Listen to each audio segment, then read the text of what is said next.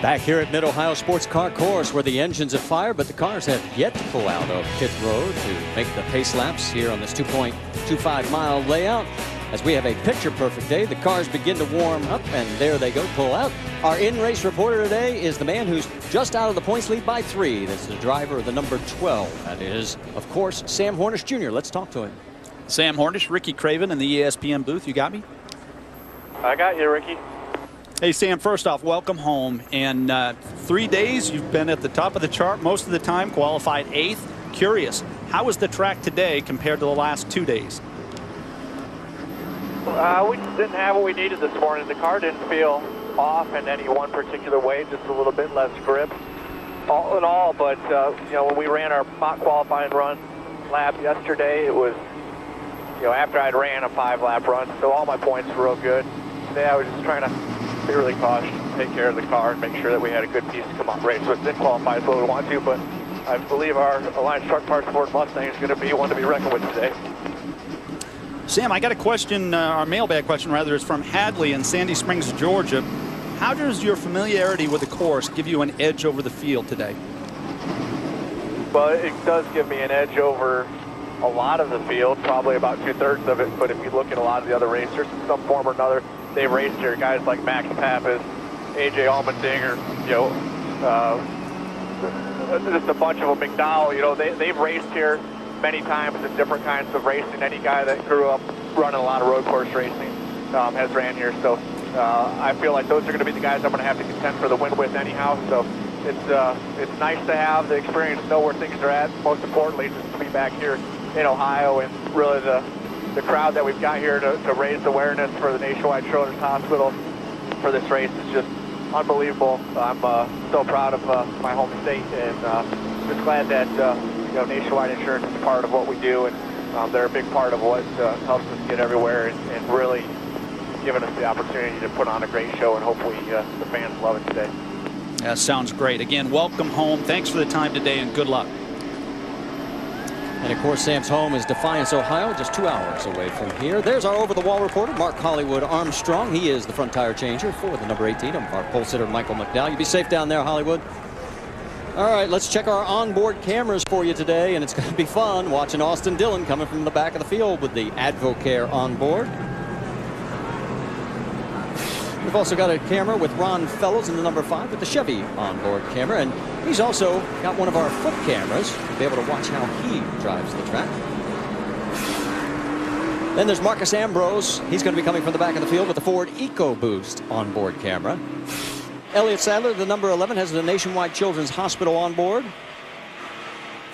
And of course, we've already talked to our in-race reporter with the Goodyear onboard camera, Sam Hornish Jr. His teammate, AJ Allmendinger, in the 22 with the Shell Pennzoil camera. Justin Allgaier, a former road course winner in the series, has the Sunoco on board. And Max Pappas in the number 33 with the Chevy on board. He also has a foot camera, and he is the old traditional heel and toe. It'll be fun to watch Max with his footwork. All right, let's get the latest from pit road. First up is Shannon Spake. Well, Marty, pit road is going to be a very, let's say, interesting place here today. Number one, the pit stalls are 24 feet from start to finish. That's the smallest on the Nationwide Series schedule. Second, the guys on pit road will actually be sitting on the wall rather than standing as the car approaches. And that's because this pit wall is actually 40 inches high, and the bench that they are on isn't stable in some areas. So for completely safety reasons, NASCAR's allowing them to sit on the bench as long as their feet don't touch the ground until the car comes to a complete stop. So it's going to be an interesting place here today, Mike Massaro. Indeed, it will be, Shannon. And when it comes to road course racing in the Nationwide Series, there has been the 22 team and, well, everyone else. They're undefeated so far. Back at Road America earlier this season, AJ Allmendinger won. A week ago, it was Brad Keselowski who went to victory lane. Well, today, Allmendinger has been called upon again. Just his second Nationwide Series start of the season as he puts the 22's unblemished road course record here in 2013 on the line as he seeks his second victory of the season. He rolls off from the front row today, Rick DeBroer. Well, you might not realize it, but Elliott Sadler isn't a bad road racer. Well, for an oval guy, his best finish is a 4th, but more importantly, his average over the last few years is 8th or 9th. He has one simple job today. He needs to keep himself in the points, to keep himself alive in the championship. And if he can do that, finish somewhere between 4th, 8th, or 9th, he will have achieved his goal. You just got to see if he can pull it off. Marty? Yeah, we've got Drivers' Championship. We've got an Owners' Championship that's narrowed down. And we've got a lot of great stories that are going to unfold here at Mid-Ohio. Stay with us. We're going green when we come back. Lights are out on the pace car here at Mid-Ohio Sports Car Course. We've talked about it, 2.25 miles with 13 turns. And the pit window, you've done some calculations. You think there's a couple teams that can stretch that? Yeah, I heard 28 to 30, but I did the math, and I think it's closer to 32, 33. And that might be important here toward the end of this race. Especially because that would make it a 2-stop race if you can at least get 30 laps in, with it being 90 laps in length. So we'll keep an eye on that. Some of the drivers that we didn't get a chance to talk about much in our pre-race on Countdown. There is Kyle Larson. Great qualifying effort. He even said, normally I'm in the back and I have to work my way up. He's 3rd. I think it's so healthy that he came here with just a sort of a carefree attitude. I think there was a lot of concern, some apprehension by drivers, and Kyle was like, I love this place. Attitude matters. Right alongside is Nelson Piquet in the 30 car. There you see the 30. And his father turned 61 today. Nelson Piquet Sr., the 3-time Formula One world champion, so we'll wish him a happy birthday. You saw that 7 car of Regan Smith, the Children's Hospital paint schemes. This is really something we have to share with you. Hannah Hiller designed the entire paint scheme on that number 7 car. She's 6 years old, from Guilford, North Carolina, and that's a pretty sharp car. Hannah, congratulations. You did a beautiful job. Really appreciate what Nationwide is doing here, their support through the Children's Hospital. And there's Regan with that top 10 at 4th place last week at Watkins Glen. And right behind him, you see Sam Hornish Jr. And you heard from him, not happy with where he qualified, but definitely not hitting the panic button. You know something, Marty? I've always been a bit of a contrarian. I don't like to follow the crowd. The crowd right now has been talking about turn 2, turn 4, up through the S's. Nobody's talked about turn 1. So I'm worried about turn 1. It's a very difficult left-hander that nobody's given a lot of attention to. I wouldn't be surprised to see a few slide off following restarts. Well, most other series start the race right where the cars are, down that long back straightaway. See that white line on the right side of your screen? That is normally where all the other series, IndyCar, Trans Am, all these other series start. Not the NASCAR Nationwide Series. All starts and restarts will be at the start-finish line on the front straightaway. And it is going to be very interesting because it's a very short distance between the carousel, the final turns, and that starting line. Now the losers might be the competitors because it's going to be challenging, but the winners are the race fans and you and I, because we're going to see some really interesting start and several restarts through turn 13 and the carousel. Yeah, some of the guys were telling us, I don't think I want to be on the outside going through turn 1. But we're going to find out as here come the cars. There's the 31 of Justin Allgaier, the 99 of Alex Bowman. Great shot there. It gives you that idea of the elevation change coming up over the rise. A beautiful part of the country, and we've had great weather. The moment we landed here, everybody's received us well. The place is packed. Got a lot to celebrate this weekend. All right, we're getting close to going green here, and we're going to go high in the sky. As you'll see, everybody start to bunch up as they're in through turn 10 and heading for the carousel. You and I took a few laps around here. We found a few potholes where the cars had been exiting the turns and running out of racetrack. We better keep our eye on the exits. The tracks are using every inch of asphalt. Pace car is pulled off. Leading them down, our pole sitter, Michael McDowell. And of course, he has selected driver's left, the preferred line, onto that front straightaway. And the Nationwide Children's Hospital 200 is green.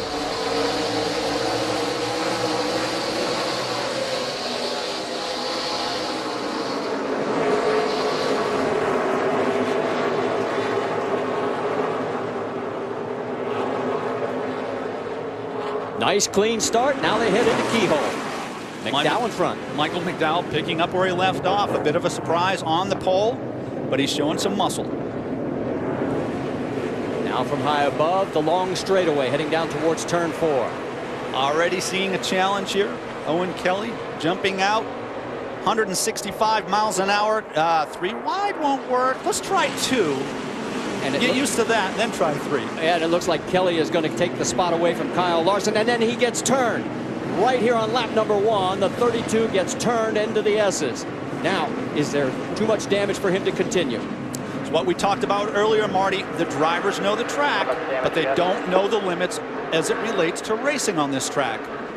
Nelson Piquet just found a limit in one area, and unfortunately it came at the expense of Kyle Larson. Up and over. Oh, man, that's Sam Hornish. That is that dangerous corner, turn number 9, and he saves it. Yeah, and he told me, Ricky, this is the most difficult turn on the racetrack. Nobody wants to go over the top of a hill and not be able to see what's on the other side. Into the carousel.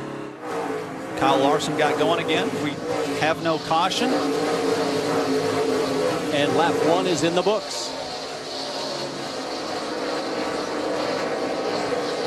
It is McDowell, Allmendinger, Kelly, Piquet, and Regan Smith with Sam Hornish up to 6. Let's go back and show you what happened to the 32. So we saw that Owen Kelly opened the door, and it looked like Nelson tried to follow through. But again, once you get through turn 4, it's clear that you're not going to be able to take advantage of somebody else's mistake. You got to be patient. You got to relax. I think that was a little too much urgency by Nelson Piquet Jr.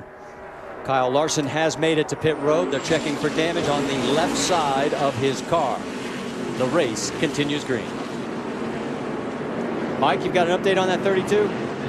Yeah, lots of damage to the left rear quarter panel. They're pulling it away right now. A pretty bad tire rub. That's the reason Kyle Larson decided to come down pit road.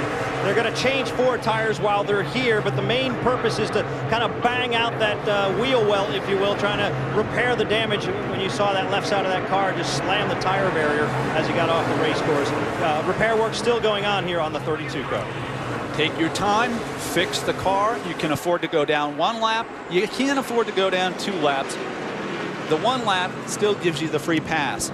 You see Sam Hornish running along here comfortably. Shannon, you got some news on the 20 car? One of our championship contenders, guys, may have gotten a little piece of that. Brian Vickers came on the radio and told his crew to check the front grille of the car when he comes by pit road. He says he jacked up and may have gotten a little piece of the 7.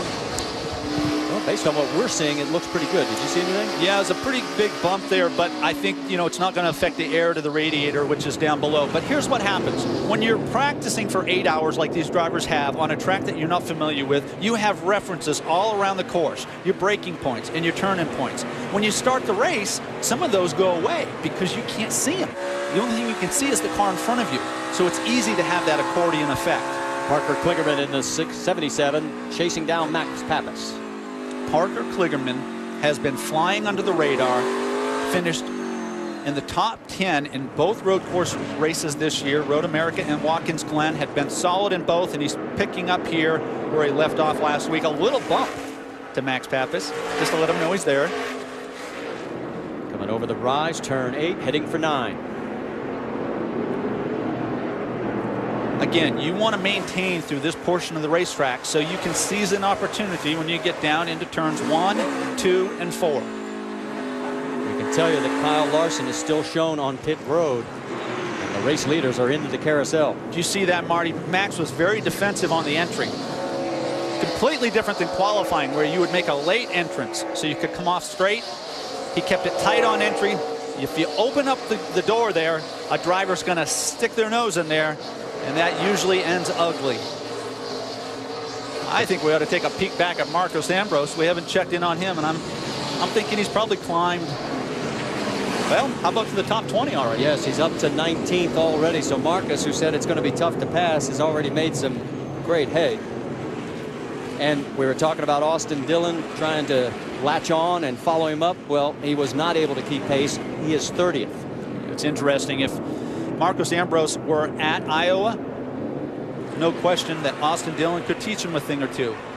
It's the reverse here. Austin Dillon is at a deficit, and missing some practice can't help. They just simply can't panic. Get used to the track, get used to the cars. We're back up front here, and you see McDowell still setting the pace, but here comes AJ. Yeah, Allmendinger is closing the gap. As you can see, it's that close. And then right behind is Owen Kelly, Nelson Piquet Jr., Regan Smith. White Children's Hospital 200. Michael McDowell in the 18 leads the 22 of A.J. Allmendinger here at the Nationwide Children's Hospital 200 in Mid-Ohio. We have completed 6 of the 90 laps. Now, during the break, the 3 and the 9 both had a little off-course excursion. Yeah, and so again, Austin's got some catching up to do. He's got to find his limits to the racetrack, a product of not having as much practice, but nobody's perfect. Here's one of the best on road courses, finding that edge. He stepped over the edge, but got away with it. Ambrose is now 17th. Austin Dillon still in 30th. Let's get an update on that 9 car while we continue to watch the race lead. How about it, Rick DeBrule? Well, he's doing a great job of working his way through the pack. There is one issue they're having to contend with, and that's the fact that they've got a little bit of a radio problem. He can hear the crew and he can hear the spotters just fine. They can't hear him very well, depending upon where he is on the track. That could be an issue as he's trying to dial in the car just a little bit later. It's okay for right now, but if they get into a fuel conservation mode or a tweaking mode where they need to change the car, that could be an issue. Marcus Ambrose tied for the most wins in the Nationwide Series on road courses, 4. He shares it with Ron Fellows and Terry Labonte. Drivers described to me that when you get to turn 5, all the way back to turn 13, don't try too hard. Just pressure the driver in front of you into making a mistake. That's exactly what we're seeing from A.J. Allmendinger here. Don't burn the tires off the 22. Just put the pressure on and see how McDowell handles it. In other words, Nelson Piquet shouldn't have run over his teammate Kyle Larson. Well, there's a time to make things happen, and there's a time to wait for things to happen. On lap 1, you wait for things to happen. That's not going to go over well, and it shouldn't. Up into the keyhole. You see the elevation. Now you drop off the other side. Yeah, this is very difficult. It's off camber, meaning the left rear or the left side of the car feels like it's rolling downhill. The net result of that is the driver has a hard time going back to the accelerator. You can see the driver here grabs high gear and then almost immediately downshifts. 3rd, 2nd, gets set up for the turn. That's turn 4 and into the S's. We saw a dozen cars, Marty, just watching in practice here, and guess what? This is the ugliest corner on the course. And Sam Hornish just confirmed it. He's getting aggressive. He wants the spot from the 7th of Regan Smith, and he slid it sideways, and he's going to take it. That is impressive. There's no easy way through there. Yeah, regardless of how he made it look, there's no easy way through there. Vickers gets through as well. That's 3 of our top 5 in the championship. But how long and how many times can he do it before he burns off the rubber on the tires? It's a fair point. When you light him up like we saw that, and we're going to get a good shot at here. Again, top of the hill, down with the gas. Don't run out of racetrack. You see those 2 black marks? That's rubber. When you take product off the rear tires, you wish you had it back. Shannon, what are you hearing on that 12 car? It's interesting. Sam Hornish Jr. sort of foreshadowing told me that this track is the easiest to overdrive.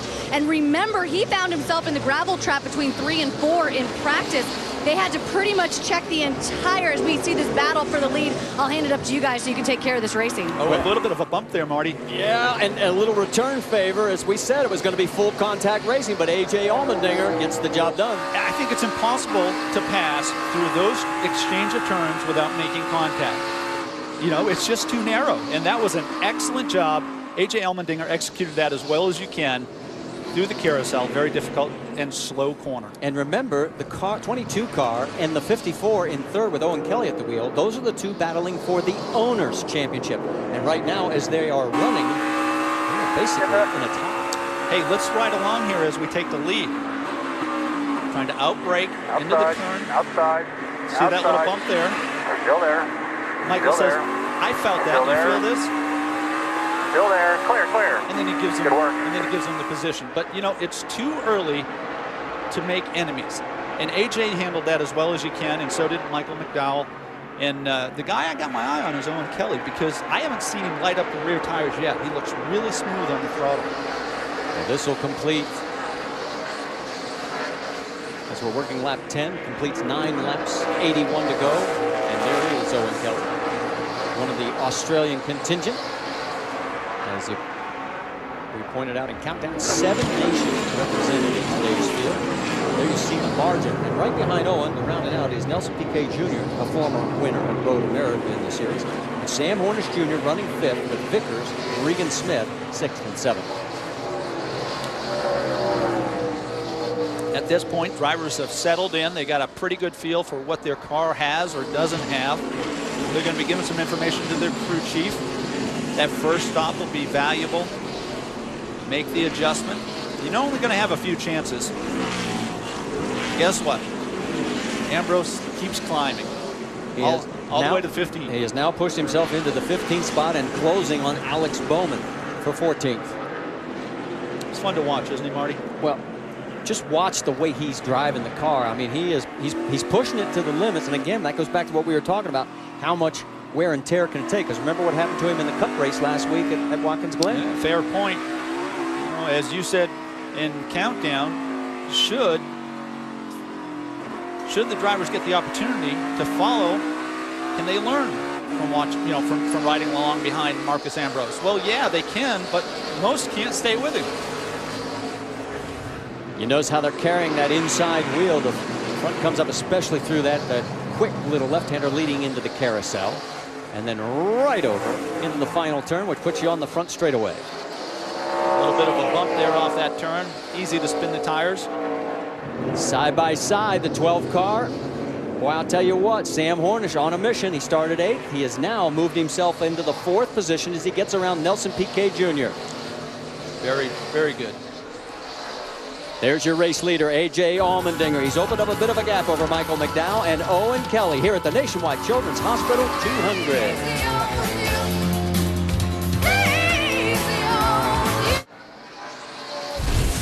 Marcus Ambrose started the day 39th because he missed qualifying, but he has been a bull in the China shop. What do you call it, the bull bar? Well, he's been using it. That's going around the 14 of Jeff Green.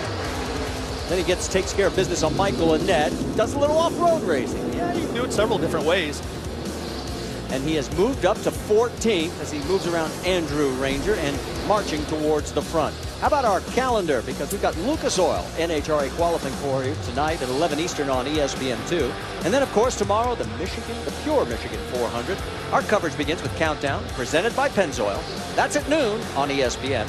Lucas Oil Finals, that's going to be 9 Eastern tomorrow on ESPN2. And then our next stop, the NASCAR Nationwide Series, we're coming your way, Bristol Motor Speedway, Friday night, 7 Eastern on ESPN. Our race leader is A.J. Allmendinger. He has opened up a 1.9 second lead over Michael McDowell during the commercial break. And almost another second back to Owen Kelly. So all of a sudden, A.J. asserting himself. We've seen this most of the weekend. Both Penske drivers have been at the top of the list. A.J. leaves very little in the tank, and that's why he's so much fun to watch. Sam Hornish is going to join the crowd here in a moment. Our best battle's tightening up right there with Nelson Piquet Jr. As you can get his stat right there from his win 2012 at Road America. He has got Brian Vickers closing on him. And Vickers on a hot streak. The last 5 races in the series, he has been in the top 5. I talked to his crew chief, Kevin Kidd. He says, yeah, we are going to top 5 everybody to death. Top 5s determine the championship. Ricky Stenhouse Jr. proved that the last few years. If you're going to win the title, you got to be consistently in the top 5. Max Pappas in 9th place. We told you he is old school as far as the heel-toe concept. Let's watch a little of that footwork.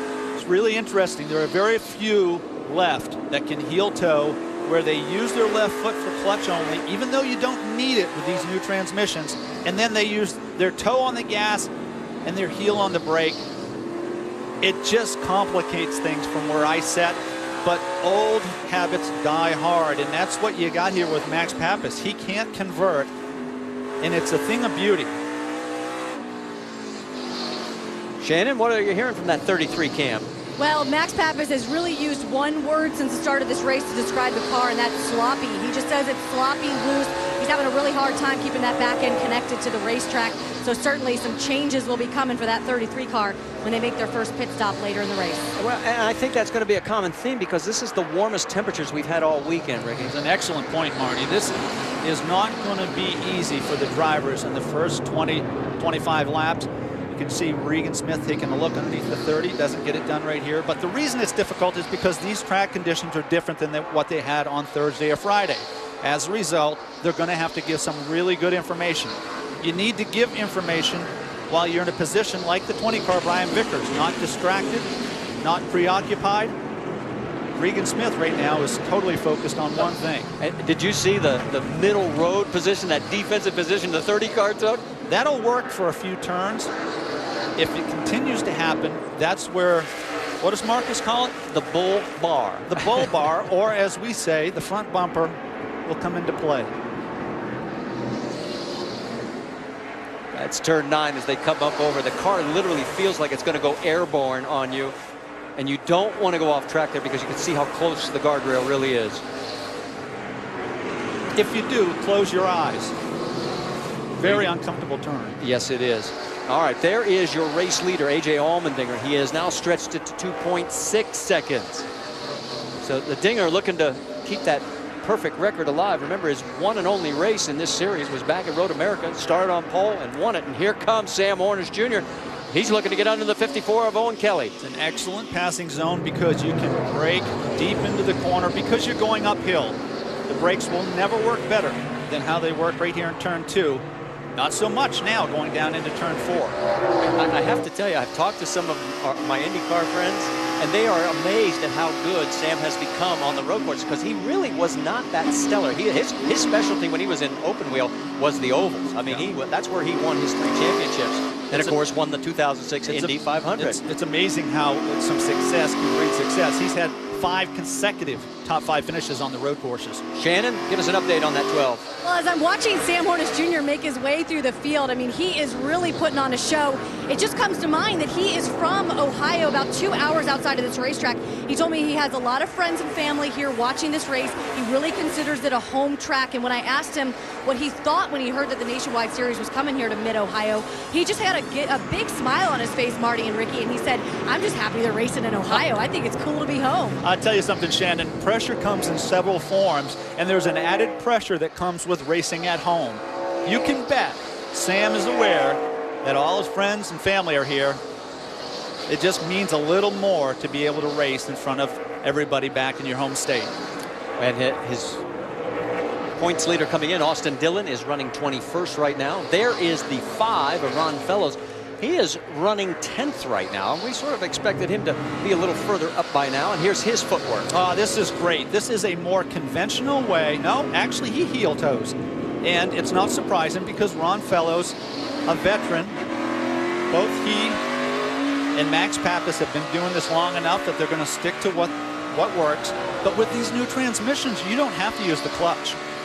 Really, the left pedal is along for the ride, except for getting on and off pit road. But look at that. If you think it looks easy, great. I tried it, and I was horrible. What barrier did you end up in? Well, let me just say that I put both feet on the middle pedal. Rick, give us an update on the 5 car. Well, let's talk about what he's dealing with, and that's the fact that last night, at the end of the day, they were debating as to whether to go to a softer setup or a stiffer setup. They tried both. They both were about the same time, but they weren't sure which was going to be a better race setup. They went with the stiffer one, went into qualifying. He said it flat out didn't work. Their problem now is going to be to try to figure out how to dial this car in during the race. And so right now, it's all Ron Fellows doing the best he can to keep up with the pack. Here you see the numbers on Ron. Of course, he holds the record for starts. He's tied for the record for wins on the road courses. He has 4 of them in his 24 starts.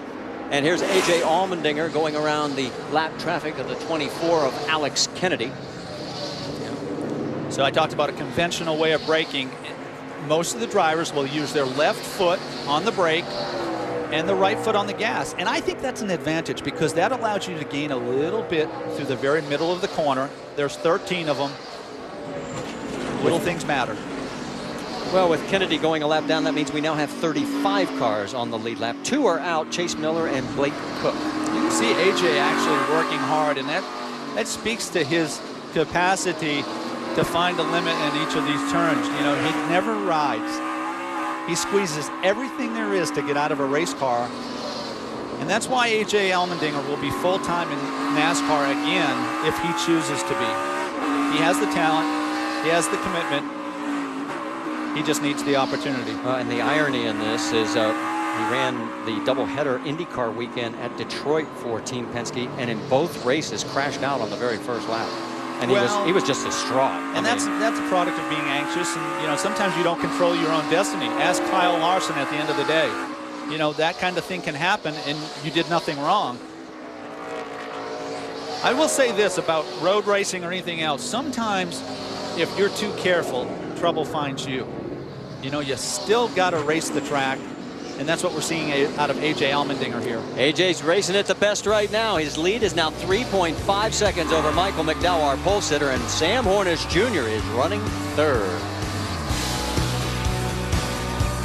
Under our first caution here at Mid-Ohio Sports Car Course, here is why in the S's, number 79 of Jeffrey Earnhardt. Yeah, as a product of going back to the accelerator too quickly, too aggressively, had the wheels turned. He was 28th at the time on the lead lap. The free pass will go to Alex Kennedy in the 24, so that'll bring 36 cars back on the lead lap. Give you an update on Kyle Larson. He did get back out, but he is 3 laps down in 38th position. And that 4.5 second lead for A.J. Allmendinger, it has evaporated. Yeah, it's going to be an interesting restart. Drivers have had the time to settle in. And we got pit stops coming. Yeah, and what do you think? I mean, we're nowhere near the window. Obviously, we would expect to see people in the back or the middle of the field that are having handling issues. They would take the chance of pitting because they're not moving forward. I'm guessing I expect the leaders to come. I expect several of the leaders to come. And the reason why is because most of them anticipate caution flags, and they can stretch at 35 laps. We're at 70 right now. Well, we're going to find out. You saw that the 22 was laid out, so I expect several to come. Your calculation may be accurate. And that's why you get paid pit stops. Nobody's pitted yet. But, you know, it's all about track position. If you don't pit and several cars behind you do, well, I think you might have made things hard on yourself. Now, these drivers deserve a round of applause because they didn't know what to expect at the beginning of this event.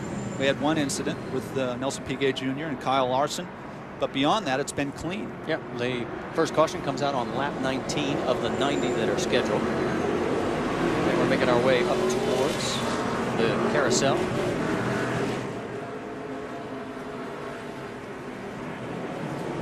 NASCAR has proclaimed this a quickie yellow. That means all cars can pit. Now, this is where it's going to get interesting because remember, these are only 24-foot long boxes and it's a 35-mile-an-hour speed zone. Let's send it to Rick DeBrule. And the advantage Marcos Ambrose has is he has the very first pit stall, so he doesn't have to battle with anybody. The plan is to make adjustments, rubbers, also to run rubber in, also to make a track bar adjustment, Sunoco fuel in. He's been burning a lot of fuel. That was a concern, but because all the leaders are coming in, they're okay. Shannon? A.J. Allmendinger currently in the pit box. The guys servicing that number 22 car. They're about 4 laps short of their window, so we'll see how they play this strategy. Mike. Michael McDowell on pit road. He's been a little bit loose in the left-hand turns. On a scale of 5, he says it's about a 2, a 4-tire change and wedge adjustment, and he's away. So there is the race off pit road, and you can see things are going to shake up of those that did pit. As Sam Hornish Jr.'s crew does the best job, picking him up 2 spots. AJ's crew loses him 2. And you're saying, wait a minute, where's Max Pappas? He stayed out, as did the 3 of Austin Dillon and the 32 of Kyle Larson. Of course, Larson is 3 laps down, so Pappas is going to assume the race lead.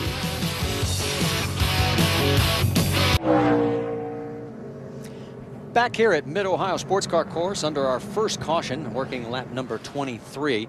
And it's been a rough pit stop for the 9 car. Yeah, we talked about how small the pit boxes are. Marcus had angled out, did everything right, got a piece of the air hose on the car in front of him, and then gets really crowded on the exit. Oh, that's tight.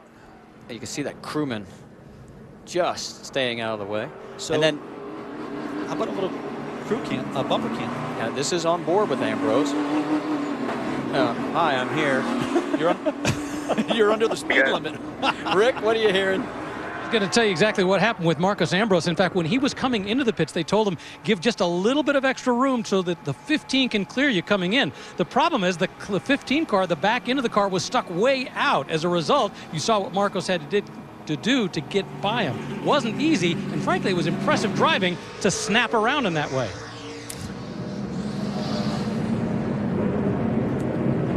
Okay, the 33 of Max Pappas and the 3 of Austin Dillon stayed out. They are now shown 1st and 2nd place.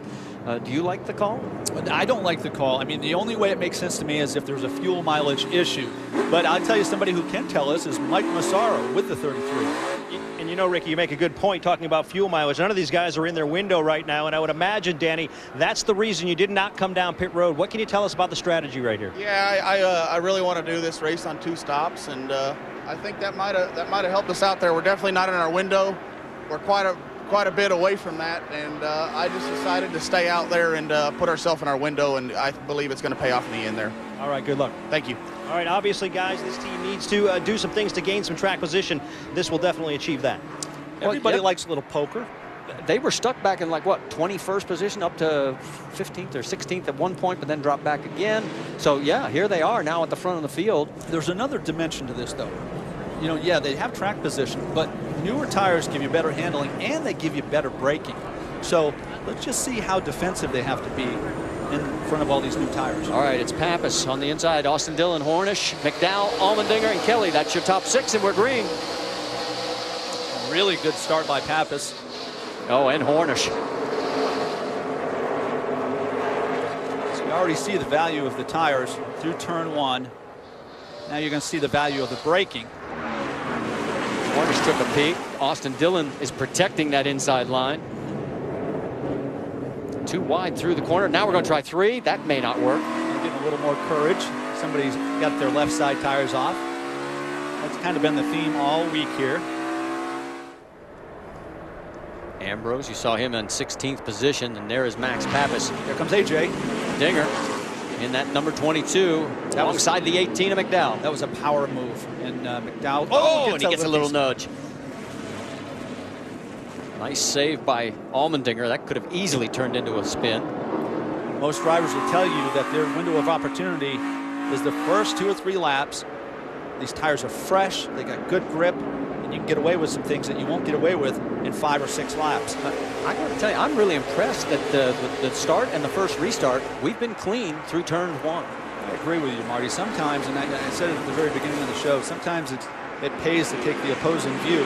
Everyone thought there would be an abundance of cautions, but the drivers, aware of the challenges, have been very disciplined, haven't done many things crazy, predictable, and I like what I see. This has been a really enjoyable race. Sam Hornish Jr. in that 12 car, tucked up right underneath. And look at the defensive line by Pappas. Yes. And now he comes back and forth. Whoa! Oh, Hornish is not going to like that. You simply can't do that. You can't block on old tires for very long. And, you know, Sam understands that with the new tires, it's just a matter of time.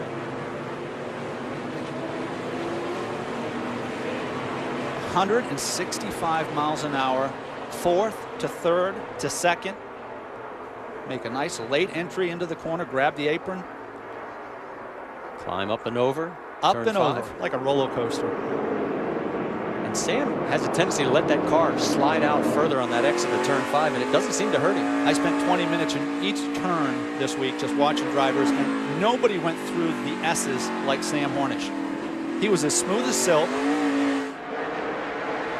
Excellent on the throttle. One of the things that's interesting about this track is that every turn is taken in 2nd gear. There's 10 or 12 shifts a lap, but every turn is 2nd gear. And that usually translates to a lot of rear wheel spin. Ricky, the guy I'm impressed with also, Austin Dillon, on the old tires, is holding station in 3rd. Drivers said there would be 2 opportunities to pass. That would be turn 2 and turn 4. So you got to bide your time. You could be 2 seconds faster than the car in front of you, and you can't pass through the S's. Here's the first opportunity, turn 2. I have to correct you on one thing. Is Hornish going to try the outside, now the crossover? They asked that question to Marcus Ambrose. He says, oh, no, not in NASCAR. We pass anywhere. With the bumper. Well, yeah, with the bull. Yeah, you got to preface. He said, with the bumper. The bull bar, as he calls it. As I've ever heard that. All the way down to 4. Austin Dillon trying to take a little peek. Now watch Sam's angle through here compared to the other guys. It's a great angle if the driver behind you is courteous. He's looking to try and put some extra pressure on Pappas. He was not happy with that block going up into the keyhole a couple of laps ago.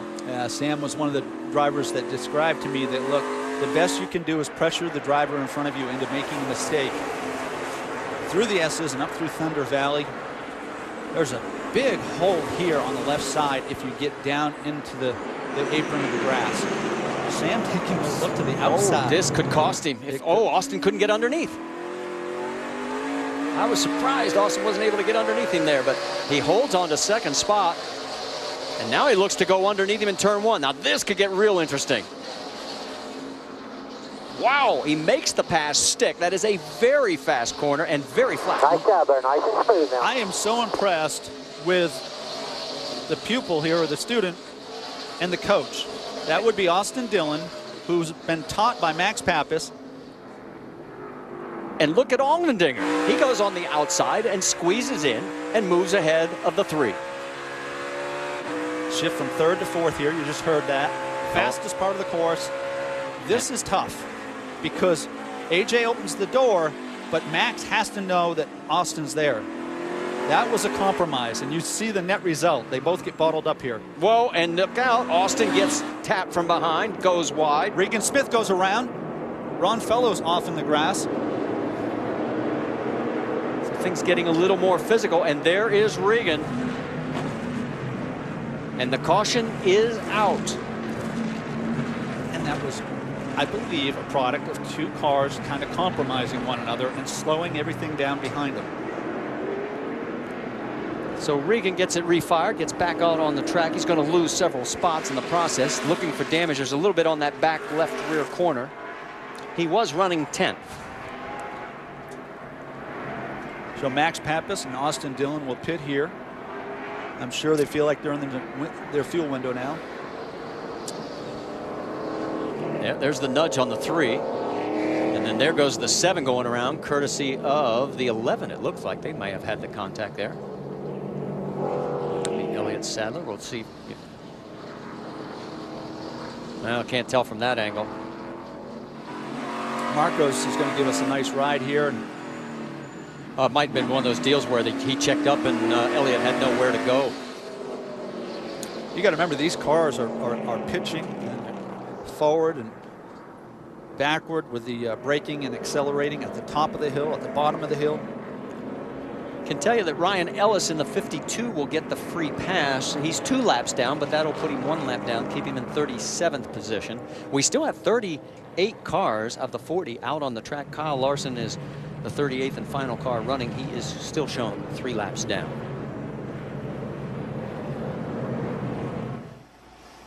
Well, as we wait to see if anybody is going to pit, like those guys that didn't stop the first time, let's check in with Shannon Spake.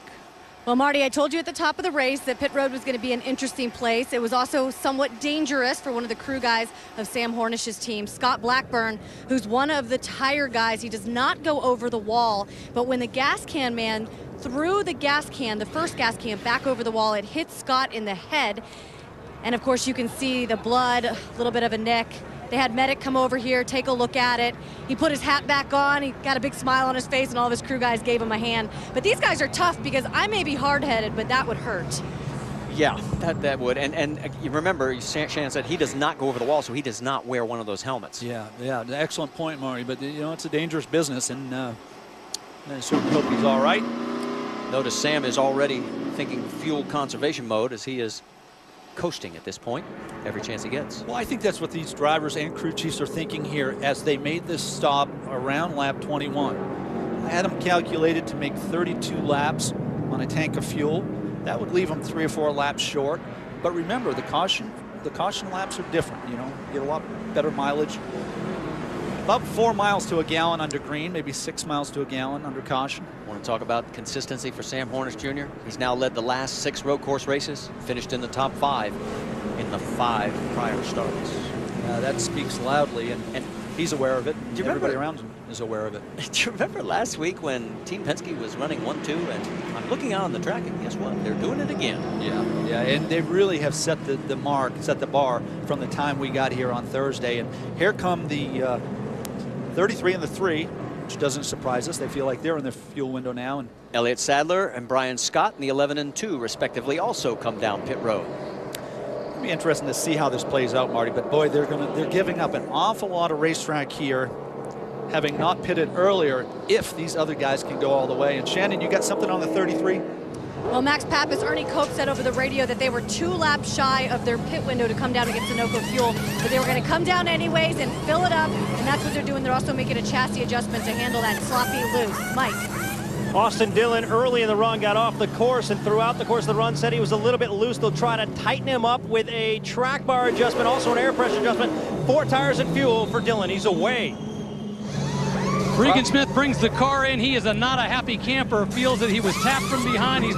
Says he wants to get even with somebody out there. They're putting Sunoco fuel in, 4 tires, chassis adjustment, checking the body to see if anything was damaged in the back. So far they seem content, but obviously now he's got some serious ground to make up.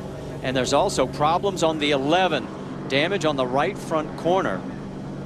And that probably was from that contact with the chain reaction. Marty, you're exactly right. Yeah, that's a product of the little boot. There's a little nudge there. Wow, now that's after the caution came out, correct? Yeah, it is. So that's just a that's code for didn't really like what you did there. Don't know how it affected Marcos, but he had a pretty good view of it. Well, right now, the 11 is still on pit road. He still has plenty of time to get out before going a lap down, but it is going to put him at the back of the field. And remember, we have a total of 36 cars on the lead lap. That's a lot of ground to make up. Yeah, it is. A lot of ground, but 28 laps into it, and now's the time to make these wholesale repairs. Get it right. You can do it without losing a lap. For guys like Elliott Sadler, it's a completely different agenda than guys like A.J. Allmendinger. And you become aware of that at this point, right, when you have body damage. And the points are so valuable. All right, let's listen on the radio of Regan Smith. Go relay a message. If I get to him, you better pull the pound sign. Okay, that's obviously a reference to the 5 of Ron Fellows. I'm not sure that's a reference to the 5, but I can tell you that's a typical reaction that a driver would have, particularly one that's running for a championship and ends up pointed the wrong direction. In most cases, you calm down by the end of the race, but you never know. If it is the 5, let's keep in mind that that's a teammate. All right, well, we're going to go back to green flag racing now, as it is Hornish and Allmendinger, the Team Penske cars, side by side, leading the way.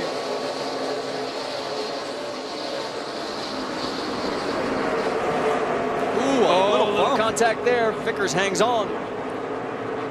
I thought Marcos got into him and then backed off, let him correct. AJ wants the lead.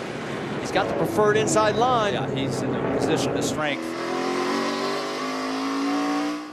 Sam's in a familiar position. That's the view he had last week at Watkins Glen.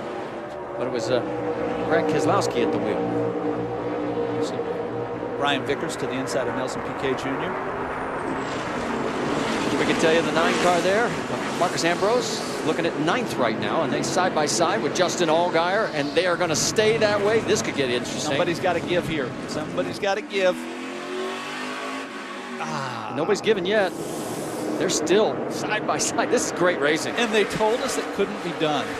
Well, they're still. Oh, this is where it's going to get real dicey. Okay. This is going around. Yeah. Okay, it can't be done. Well, no, not when you're going into that turn 9 and it's that blind corner. They told us all week long that they couldn't run side by side through the S's, and they made a heck of a run at it, but finally in turn 8, they came to an ugly ending. Okay, from high above. Yeah, and you can see that Marcos had the preferred line getting into turn 4, but now position and strength goes back to Justin. Okay, right-hander, so you say Marcos in a position of strength, a little bump. All right, now at this point, you got to look at the big picture and say, all right, give up. You're only going to lose a spot, probably a spot you're going to lose anyway to Marcus Ambrose. And as a result, Justin Allgaier ends up in the dirt. I'm going to be a little bit critical of Justin here because it's, again, there's a time to battle and there's a time to surrender.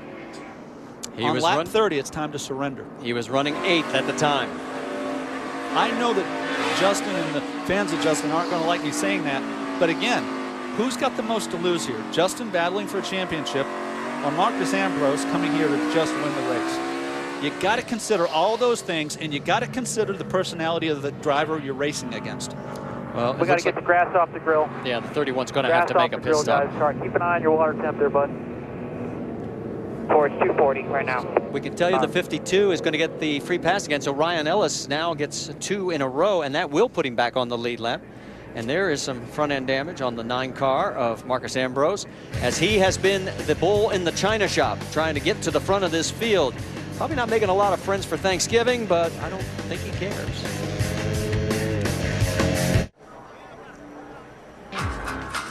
Welcome back to the Nationwide Children's Hospital 200 at Mid-Ohio. Make sure to go to NASCAR.com for all your latest NASCAR information. We're a third of the way through this race. And let's go back, because I think maybe we've got the wrong car that the 7 is mad at. Now let's go back to Loudon, because the 7 of Regan Smith got into the 11 of Elliott Sadler, and at the time, at the end of the race, Elliott said, "You will not win this championship." And then trust me, here's today. Marty, drivers put these types of things on their hard drive, okay? They don't talk about it, but they never forget. If you feel like you owe a driver, when you get in a situation like that right there, you don't cut them any slack. And Regan Smith thought it was the 5 car. He had the wrong blue car. Well, I bet he gets it straightened out before the race is out. Well, and that's why we wanted to straighten it out for you, too, because we were looking at each other going, the 5 car? I don't think it was the 5 car. So Elliott Sadler in the 11 may be a marked man for the 7, but again, they've got to get together first, as they are now separated by a few cars in between. Well, if you listen to the customers, and the customers being the fans and the paying customers of our sport, they really have fallen in love with this road racing because it's a contact sport. Elliott Sadler's going to restart in the 28th position. Regan Smith all the way back to 36. On the front, it is A.J. Allmendinger in that black and white 22. Sam Hornish Jr. There's McDowell in the 18.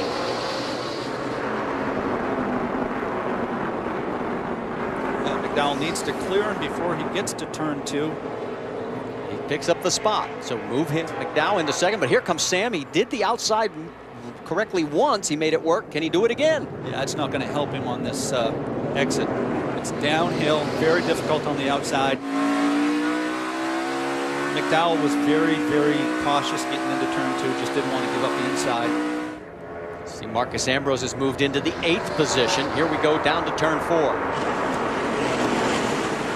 Now McDowell's a little bit offline by taking that low entry, and because of that, Sam's going to be right on his bumper.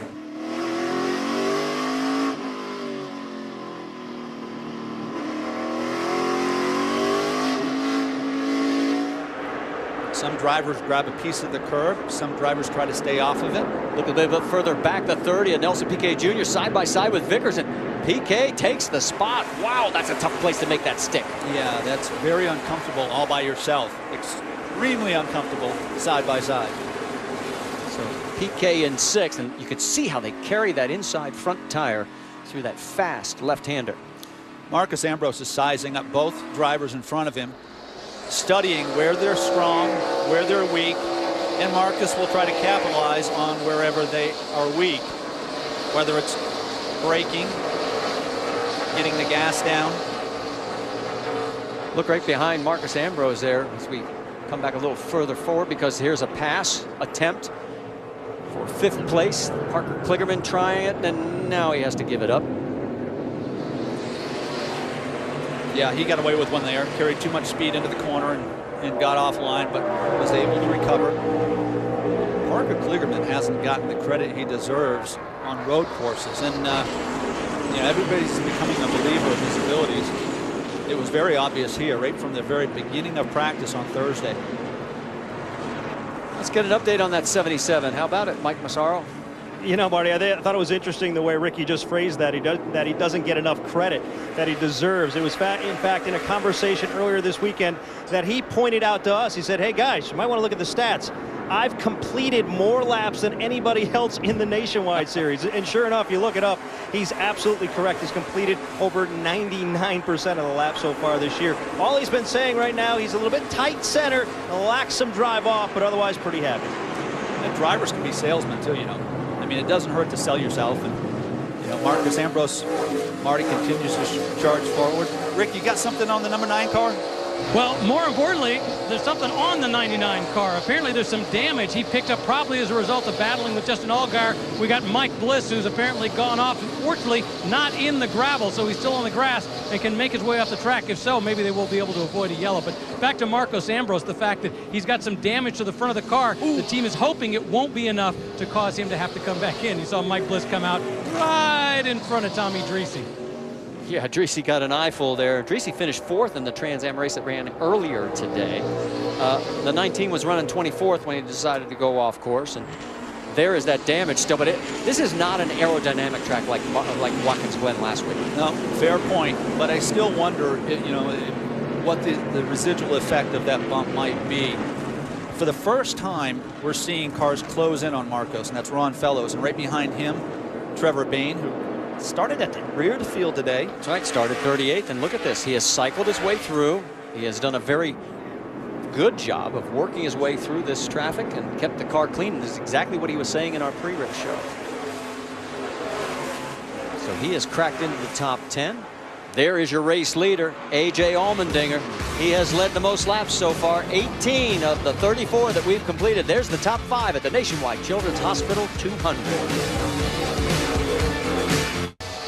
Back here at Mid-Ohio Sports Car Course, about an hour north of Columbus, we have knocked down 37 of the 90 laps. You're looking at the race leader, the 22 of A.J. Allmendinger, as he has opened up about a second lead over Michael McDowell, our pole sitter. Third is that yellow number 12 of Sam Hornish Jr.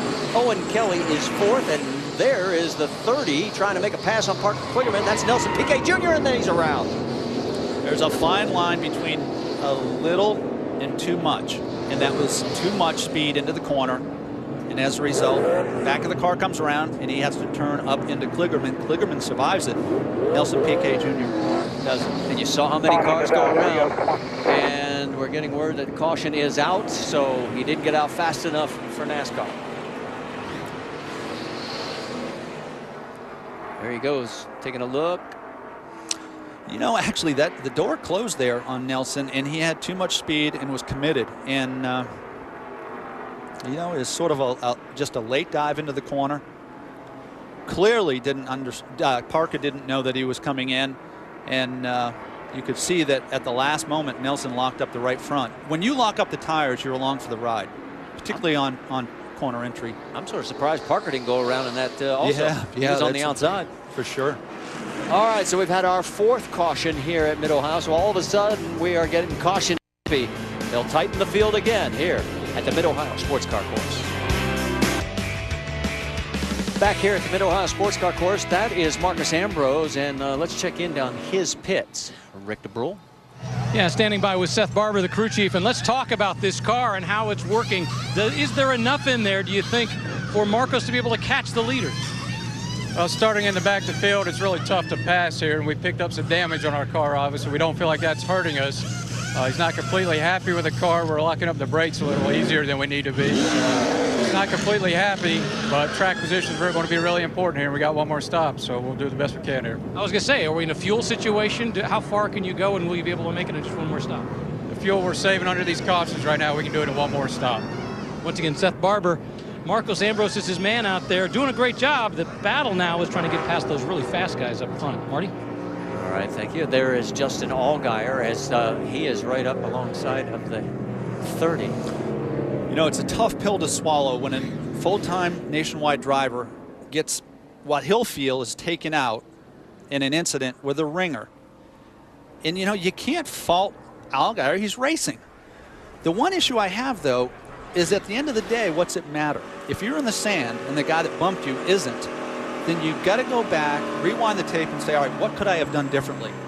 And what you could do differently is just say, all right, take it, and we'll run another lap here. Allgaier is running right now in the 27th position. We can tell you Kyle Larson is going to get the free pass. That's right, he's 3 laps down. No one else is a lap down. There are the cars behind Larson. He's 35th, but Danielson, Mike Wallace, Ellis, Miller, and Cook are either off the track or out of this race. So he'll be 2 laps down, despite all the damage that he incurred on the very first lap of the race. As you can see, 1 to go. It's damage control for some of these drivers now. Obviously, Kyle Larson. Well, 2 more cautions, he'll be back on the lead lap. That'll help. Lights out on the pace car. Let's reset it for you. A.J. Allmendinger is our race leader in that 22. Of course, everybody has always taken driver's left. Preferred line going into turn 1. Michael McDowell will start right alongside. Then Sam Hornish Jr., Owen Kelly, Brian Vickers, Parker Kligerman. The wave around car gets the wave around in turn 7. So he has to run a complete lap to catch the field, and it's not going to happen. Just as a reference, whoever gets that free pass will not catch the field by the time they go green, but they do gain the lap. Here's the points as they're running right now, and notice Vickers would pick up a spot, so would Sam Hornish Jr., and it would be a 14-point gap. Now, we still have a lot of laps to go, but we're back to green at Mid-Ohio.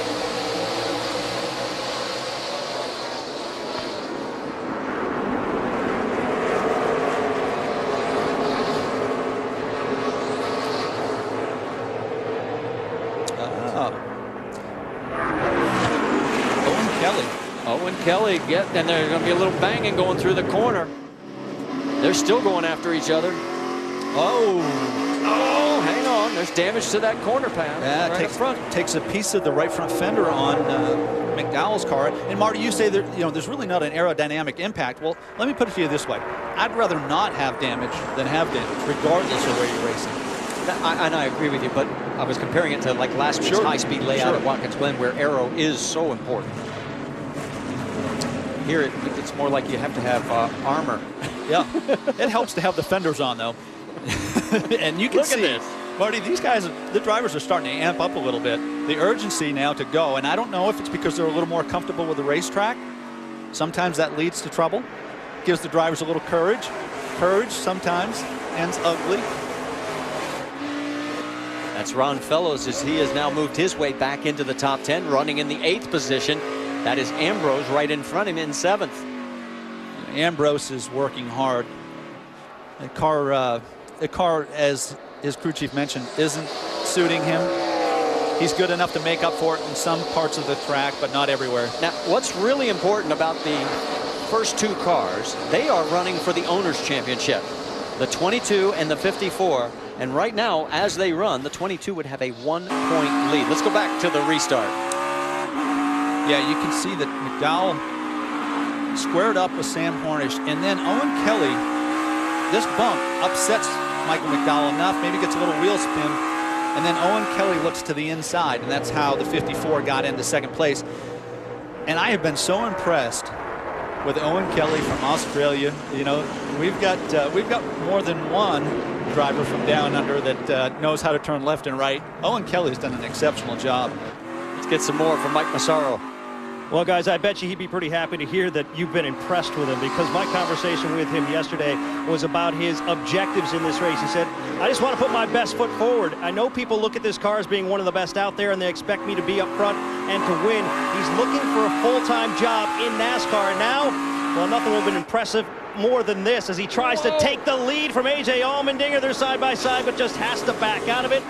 Owen Kelly saying he's best on the long runs, just a little bit tight, but he didn't look so there, guys. That is a lot of courage through there. That is a very fast section going side by side. Marty, that was a lot of courage, but an equal amount of common sense, because he got to a point and he says, I need to live to fight another lap. If he hadn't lifted, Owen Kelly, both cars probably would have been in the sand. Sam Hornish Jr. trying to size up the 54 to try and retake that 2nd position. Sam showing some aggression on the outside. Going to pay for it a little bit on the corner exit, but Owen Kelly needs to settle down here a little bit. Sometimes when you work hard, you heat up the tires, and it takes a while, if you're careful, to cool them down. Being a little defensive here. Deeper in the field, a little side-by-side action there. Looks like the 3-car going through. Here's the 7 and 11. So Regan Smith and Elliott Sadler are back together again. You know when this rivalry, if this is what it's going to be, you know when this ends? It ends when they decide it's going to end. In other words, both drivers are battling for a championship. One left New Hampshire feeling like he owed the other something. Maybe got even 30 minutes ago. So does Regan think they're even? If they're even, then we move on. If not, now, then Regan's probably going to repay the favor. And you can't continue to do that if you're going to win a championship. So Sadler 16th, Regan Smith 17th. Everybody's chasing A.J. Allmendinger at the Nationwide Children's Hospital 200.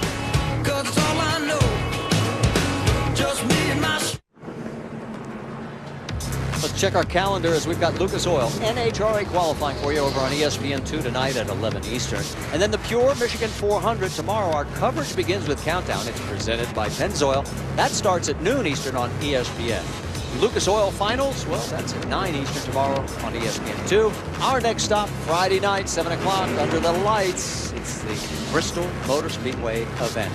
All right, we've got our 5th caution out as the 24 is in the pit. That is Alex Kenny. That's out of turn number 8. And he just made a mistake. He just ran out of racetrack, and as a product of getting up on the apron and losing the front of the car and just carrying too much speed. And then at the same time, a little bit further past, there goes the 23 around of Anthony Gandon from France. Didn't see how that happened, Marty, but the fact that he came around so quickly suggests he might have gotten run into. Well, you can see that literally Kennedy is buried up to the axle, and they're going to have some time getting him extricated. As we mentioned, it is our 5th caution. It also is another free pass for the 32 of Kyle Larson. So now he will be just lap down. Back here at Mid-Ohio Sports Car Course, we're under our 5th caution. As you can see, they had a hard time getting the 24 hooked up. They literally were digging out underneath, the crawl underneath, and they're just starting to drag him out. No one has taken advantage of a pit stop here with 44 to go, so we're going to take another break. Stay with us.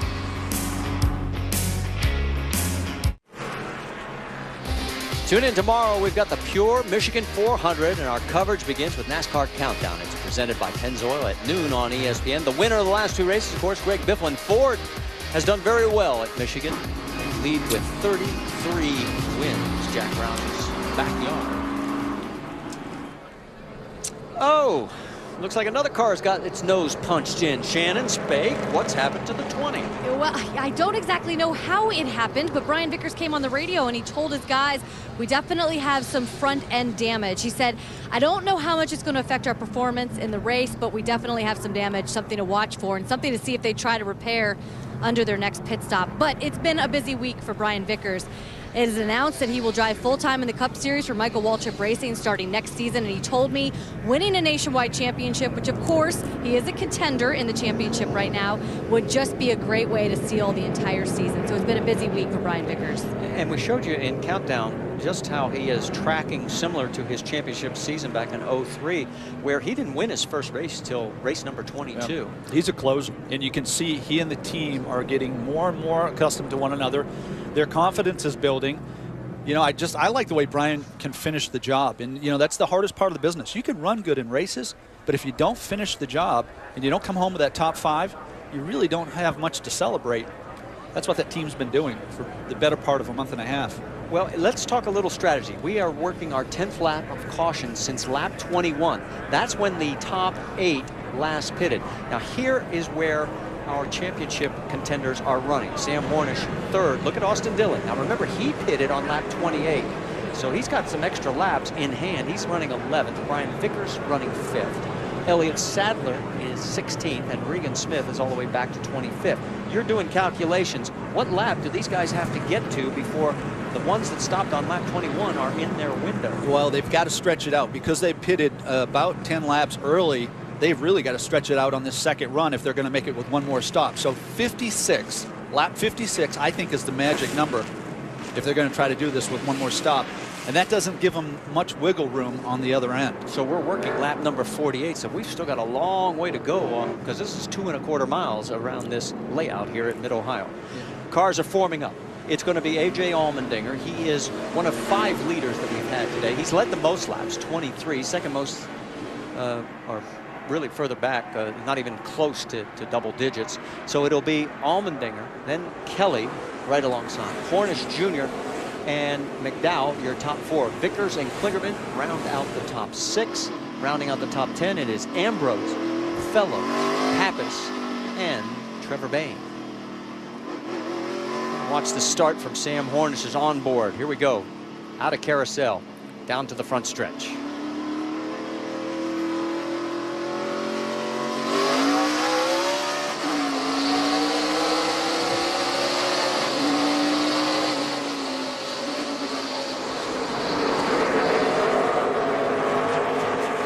No, that's a lot of speed and really aggressive by Sam Hornish.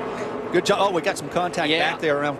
But I'm still amazed that we have every start and restart, we have made it without having somebody getting punted right off the course in turn 1. Yeah, you can see the temptation as we get closer to the end of the race. Drivers are taking a little more chance. It's really entertaining. You see Max Pappas, Ron Fellows going at it here. Now remember, Max Pappas and the 3 of Austin Dillon, they pitted on lap 28, so that's 7 laps later than the top 8. Pappas right now running in the 8th position, and Austin Dillon running 11th. Or do you notice when a car gets offline, several cars behind kind of follow? Because your reference a lot of times is the car in front of you until you can get open track, and then you go back to looking for your markers, your turn-in points, your braking points. Those points change a little as the fuel runs off and as the tires wear, but the drivers live by that, particularly on these road courses. Like look down there in the 18, a little contact there, and boy, the 9 car of Ambrose, and Vickers is heading for pit road. Lap 48, and he jumps on the pit road. 4 tires, yes, 4 tires, hustle up, 4 tires. Now remember, he pitted on lap 21. Shannon, he's coming your way. And the call for Brian Vickers is 4 tires as he is bringing his car into pit road. It will be interesting to see if those guys try to work at all on that front end damage. It doesn't look right now like they're going to take a look at it. Right side tires are on for Brian Vickers as the guys move around to the left side of the car. Brian Vickers, one of your championship contenders, guys. It's pretty clear that the 20 team doesn't think they can make it one more stop. I mean, that would we're looking at 41 laps from here, and that would be monumental. I haven't heard anything close to that all week long. There's saving fuel, and then there's saving fuel. Back out on the track, you can see that everybody basically holding position in those first 4 spots, and they're trying to open up a little bit of ground over 5th place, which is Parker Kligerman. Austin Dillon has now moved into the 9th spot. And remember, he has 7 laps in hand. He and Max Pappas in that 33, just 2 cars ahead of him. Their strategy may turn out to be the best. It very well could. We're getting, we've had 10 caution laps since they pitted on lap 21, the majority of the field. That's a lot, and that's what they were banking on. I'm going to watch these drivers as they close in on lap 54, 55, 56 to see how far they're willing to go. Worst case scenario is you run out of gas on a 2 1/4 mile track.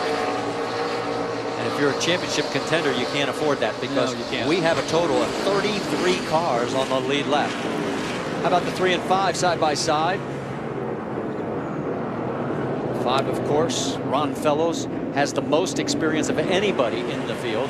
Young Austin Dillon still learning the road course ropes. Austin Dillon's done a great job. And, a lot of attention given to the fact that he wasn't here. He's the points leader. He started last, but I think he's done a great job so far. This would be a major victory if he can stay in the top 10. Starting at the rear of the field on this tight circuit, he's running 9th. As we go on board, that's Ron Fellows with his footwork on the top. Max Pappas right in front of him, his footwork on the bottom. Both heel toe. Again, it's a thing of beauty. It's the way they were taught 30, 35 years ago. It was the way that I was taught way back. But they came out with these new transmissions where you didn't have to use the clutch, and you could use your left foot to brake, your right foot to accelerate. But this right here is just amazing. It's so difficult to do in traffic.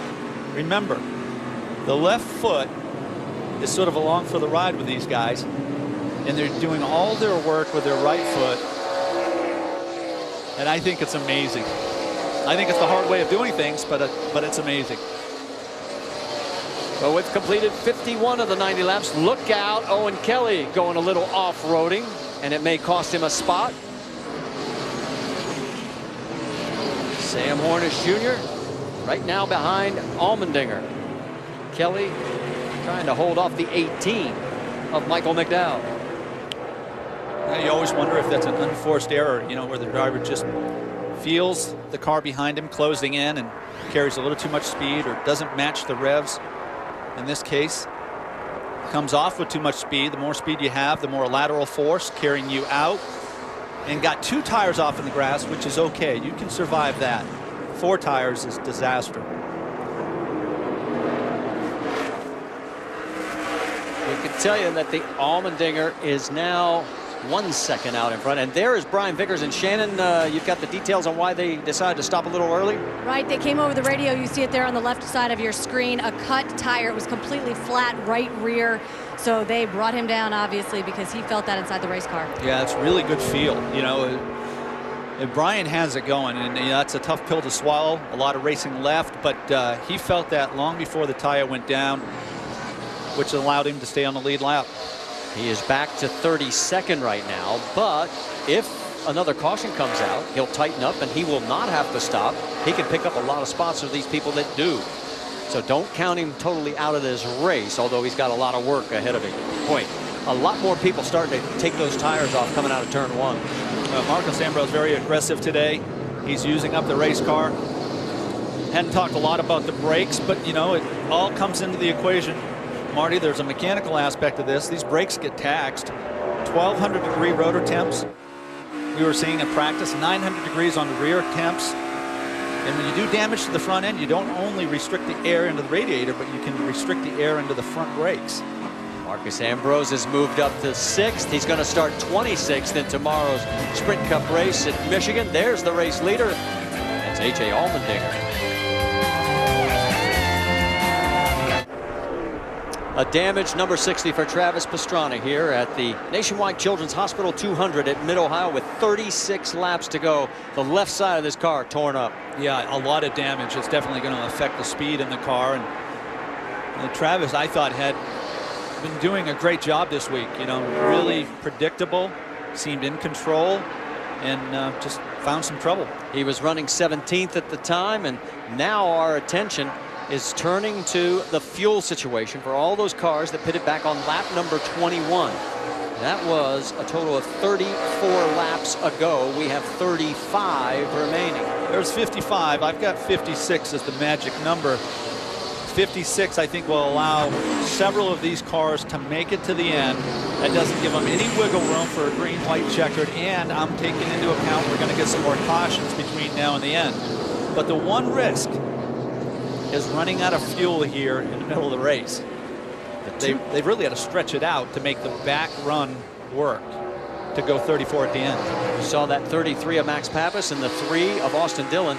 Remember, they last pitted on lap 28, so they have 7 additional laps, which will play into their hand, especially if we stay green or if we have green, white checker. Yeah, you would think, Marty.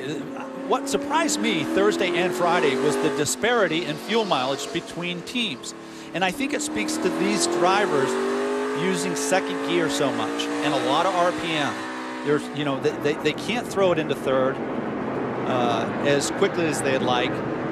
And they're using a lot of revs from turn 4 all the way back to 13. Well, Marcos Ambrose has gotten up to 6th, right in front of Max Pappas in 7th. And Ron Fellows there in 8th. Austin Dillon 9th.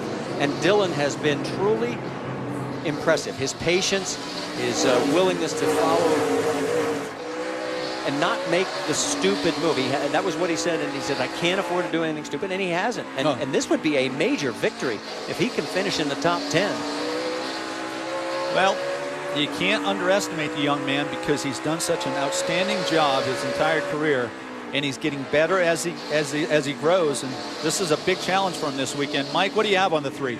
You know, we heard the criticism this week, too, about people who were questioning his move to race in Michigan instead and kind of maybe put this championship in jeopardy. In fact, he was asked in Michigan about what he needs to do to come home with a top 10. He laughed at that question essentially and said, a top 10? I don't care about a top 10. I'm going there to win.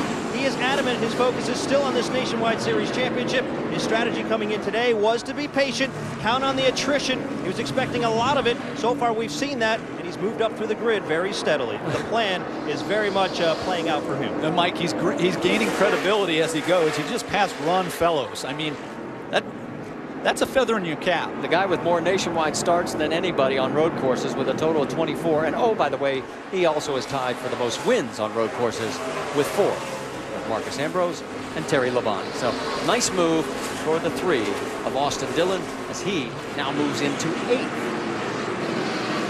Doing a great job. And you see the first car hit pit road, the first few cars, and it's lap 57. So they went an extra lap. Rick, what do you got? Ambrose brings a car in, Sunoco fuel. Originally, they were going to make a lot of adjustments. Finally decided just to make a track bar adjustment, get 4 tires. Fuel, the secret now, getting the rest of the way with all the fuel. Mike?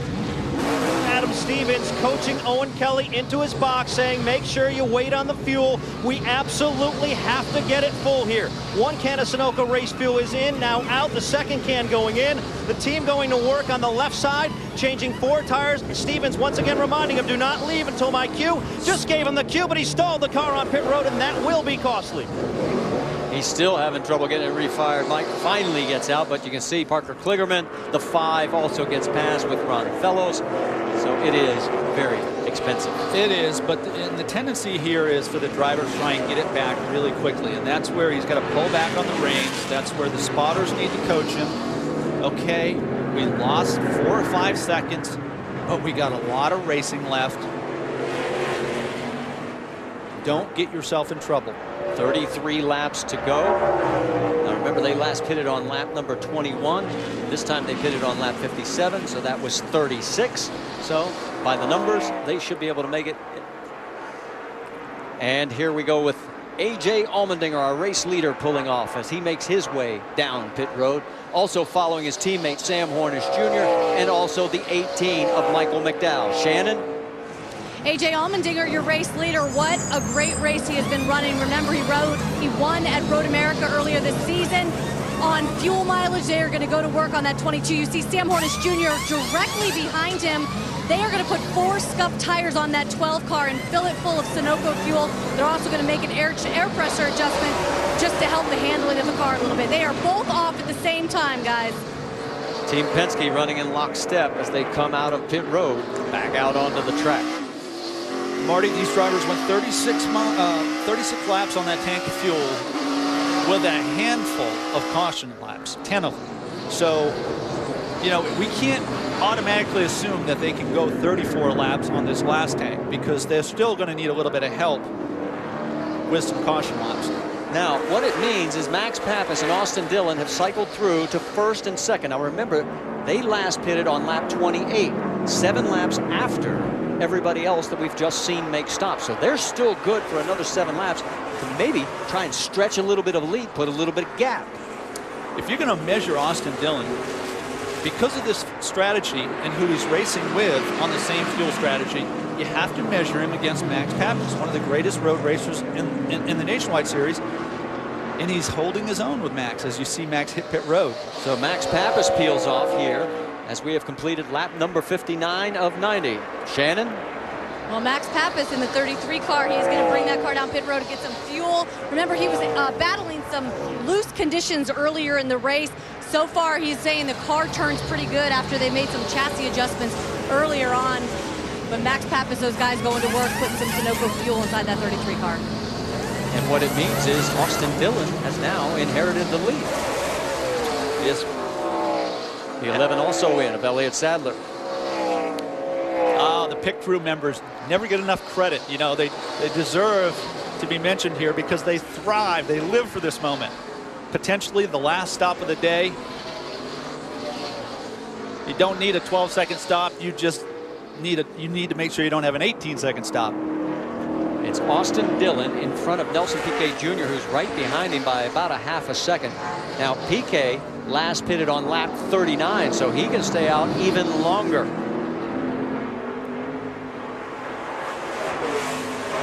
He has 11 laps in hand over that 3 car. Pitting this time, bud. Pitting this time. First gear, 44.50. Oh boy, some bad news for Elliott Sadler. Yep, he was too fast entering, too fast exiting. He'll have to do a drive-through. And look at this. Austin's trying to slow down. It's 35 miles an hour by the time you hit that yellow line. He's getting a little shove from the 30. Yeah, go as fast as you want to. You get to that line. PK will peel off first. Let's go to Shannon. Nelson Piquet Jr., remember he won at Road America last year in 2012, and he finished 9th last week at Watkins Glen. Great run for him today. Mike. Part of the plan, Danny Stockman told me coming into today, was to make sure they had enough fuel for 2 green-white checkers. Coming in a little bit later than the leaders, well, he will be able to do that. 4 tires and fuel, he is away. 17.3, a little long. You saw they were making sure they had it full. See where he comes back out as he comes along, and the 5 of Ron Fellows comes past him as these last cycles of pit stops continue. And there is Justin Allgaier. He is your new race leader. You're saying, whoa, what a comeback for him. But hey, listen, everything is right in Justin's world. He's got a new baby girl. Regardless of how things go here, he's going to go home, hold the little baby, see his wife. He last pitted on lap number 39.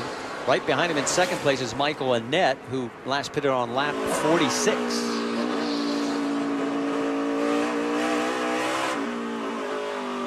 Yeah, he's really working hard here. You can tell the tires are worn.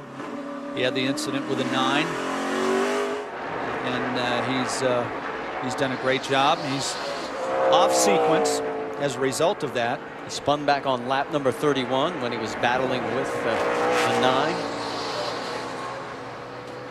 Marcus Ambrose was working his way towards the front and did not want to give any ground.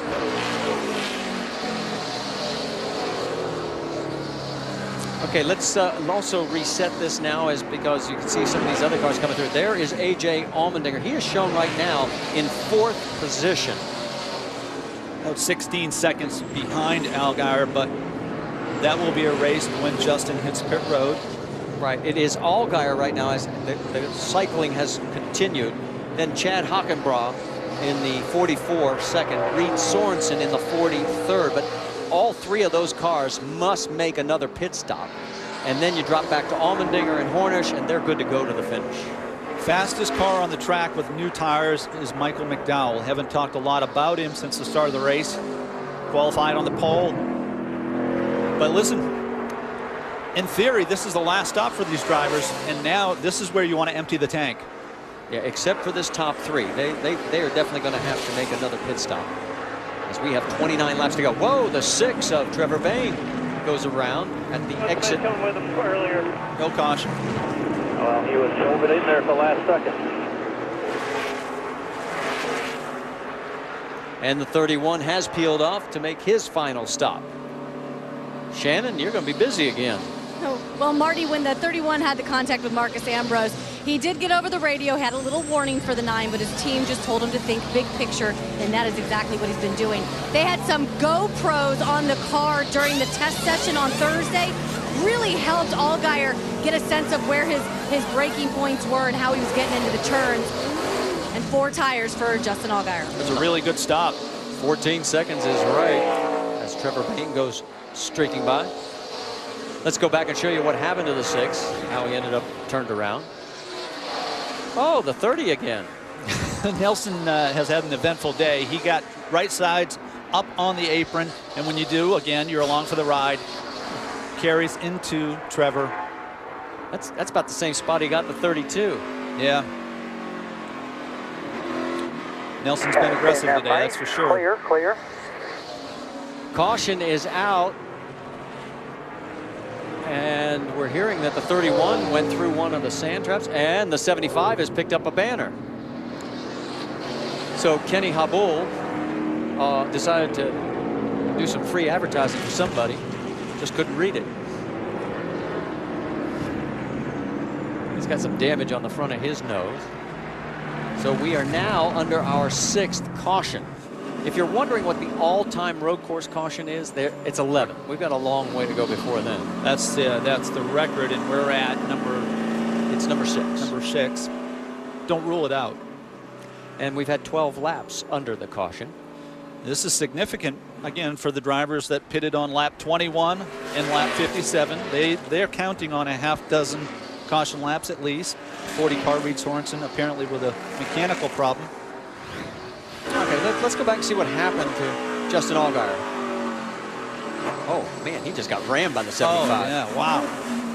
Yeah, that's, I don't know if the 75 ran out of brakes or ran out of town, or just ran out of judgment or something, but that's a bad break for Justin. Had just come off pit road with new tires and got... Well, he's back out on track, lost a little bit. Now the free pass will go to the number 23 of Anthony Landon. He'll be back on the lead lap. This sixth caution continues here at Mid-Ohio Sports Car Cars. We've had 15 laps under the caution. Gives us time to go up to speed with Nationwide Insurance. Mike Massaro, I believe you're going to be up first. We're talking with the crew chief of the current championship leader, Austin Dillon. This is Danny Stockman. Danny, I know this was a pivotal race in the race for the championship. A lot going on for this team this week. How would you assess the way things have gone? Pretty happy right now. We got a really good race car. Thanks to Austin Dillon testing on Thursday, and Jason Cole's helping us dial it in yesterday, and just pretty happy. I mean, we're moving forward.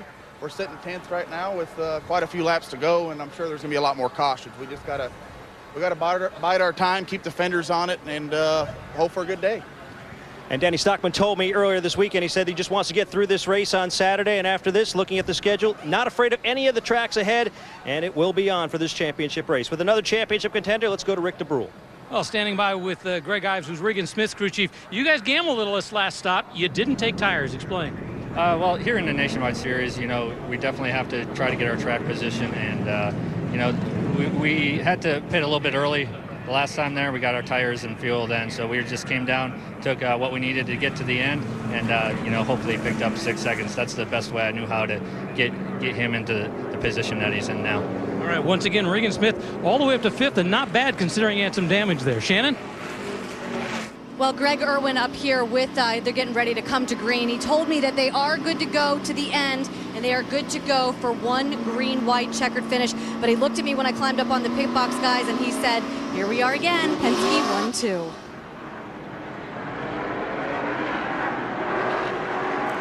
You're absolutely right. In fact, this would be the third 1-2 finish for Team Penske. Or actually the fourth. They've had 3 so far this year. Penske Racing dominating on the road courses shouldn't surprise us. You know, Roger was a driver on road courses way back. Well, and in reality, it's either been Penske or Joe Gibbs Racing in the last 8 races, as those teams have split those wins. All right, we're going to stay on the aerial for the restart. Pace car has pulled off. It is Allmendinger, drivers left with the choice. Then Hornish, McDowell, Ambrose, Regan Smith, Max Pappas. We're green. McDowell was quick before the caution. He has position on Sam Hornish going into turn 1, and he capitalizes. Sam got a little loose, had to get out of it, and almost got punted by the 9 of Marcus Ambrose, and one car slowed. Oh boy, 3 wide into turn 2. How's that going to work out? So far, everybody's made it. That was a meet. Side by side, the 12 and the 33. Yeah, you can tell it's time to go. Drivers have just stepped it up a notch. Allmendinger is the race leader. And look at this little spin, perhaps off course. Yeah. Nelson Piquet got a piece of the curb there and got into the side of Kligerman. And he's got to be careful coming back out on the track because he could get tagged from behind. Oof, he made it.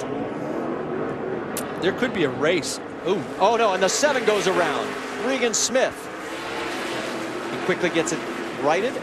Doesn't appear that we'll be under yellow. Oh, and the 5 of Ron Fellows. And also, we're hearing the 3 is in this. Yes, Austin Dillon. But he is able to get underway. Yeah, worst case scenario. Late in the race, done everything right up to this point, and lose track position because of a problem. Danny Stockman said, just try and keep ourselves clean, get to the finish, take the points, move on. The 3 was running in 10th. The 7 was running 5th. And there goes the 87 around right at the carousel, and he's able to keep it from going back out onto the track. So far, we're still green through all this. This has been an eventful lap, you know, that started with Kligerman going off over in turn 4. Regan Smith spinning up in turn 5, along with Fellows getting crashed, and 3 spinning. And Sam Hornish Jr. trying to tuck underneath the 33, and they're banging each other going down the straightaway. Not sure what that was, but usually it's a... And there looks like there may be a rub now on the 33. Yeah, usually it's sort of code for I owed you one. They are side by side. Pappas is not yielding. No, something's got to give here, though. Sam, the only car in the top 5 in points that has not had an issue at all today, and that's the closest he's come, really, that contact with Pappas. As an example of some give and take, and you know, you've got to applaud the drivers there. Look at this as Pappas literally gets bulled out of the way by Andrew Ranger. Yeah, and Max's blood pressure is pretty high right now.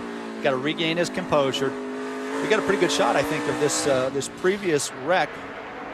Okay, and you can see here that Regan has already spun.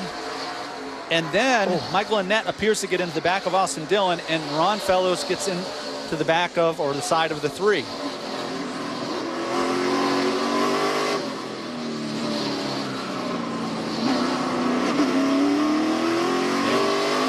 Now here comes the spin. Oh yeah, he gets help. Is that Nelson Piquet Jr.? I can't tell from here. I think it might be. I think there might be a race among drivers to get to Nelson Piquet Jr.'s transporter after the race. Meanwhile, up front, look what's happened.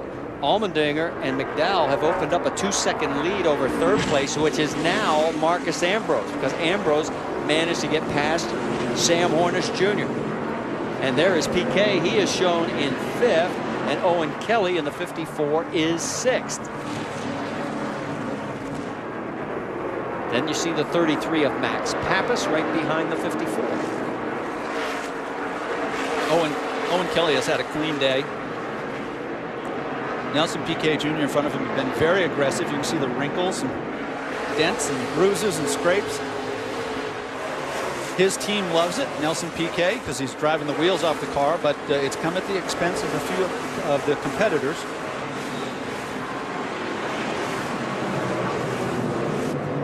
Things have calmed down, at least for the moment. And one of the cars I've noticed that has snuck into the top 10 is the 2 of Brian Scott. His race team has come to life here the last few events.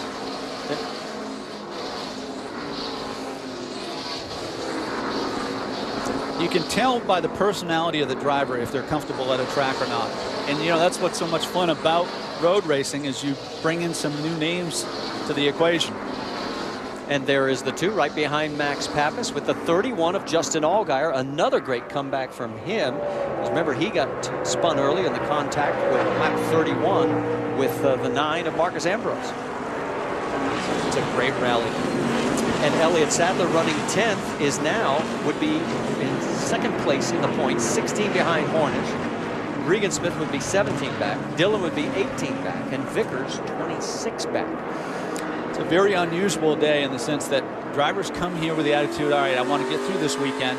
And for most of them, they've kept their nose clean, but you don't always control your own destiny here. And Austin Dillon, perfect example. He's running 10th, gets spun out because of the jam up of the contact. Guess where he's at now? All the way back in 22nd position. Meanwhile, whoop, and the 6 of Trevor Bayne has gone off track. That is at turn number 8, the entrance to turn 9. And if he keeps spinning, he's going to go up to the axle, and we will be having to dig him out. If he gets out, he'll be the first one to get out all weekend. Oh, he's almost, keep it going. Keep it going. He was running 12th at the time, and now it's getting worse. At the left, now he got it started again, but meanwhile, this is heating up. That is Marcus Ambrose in 3rd. Sam Hornish Jr. trying to close the gap. We can tell you now that the 6 has gotten himself out, and they're going to keep the race green. Down into turn number 4.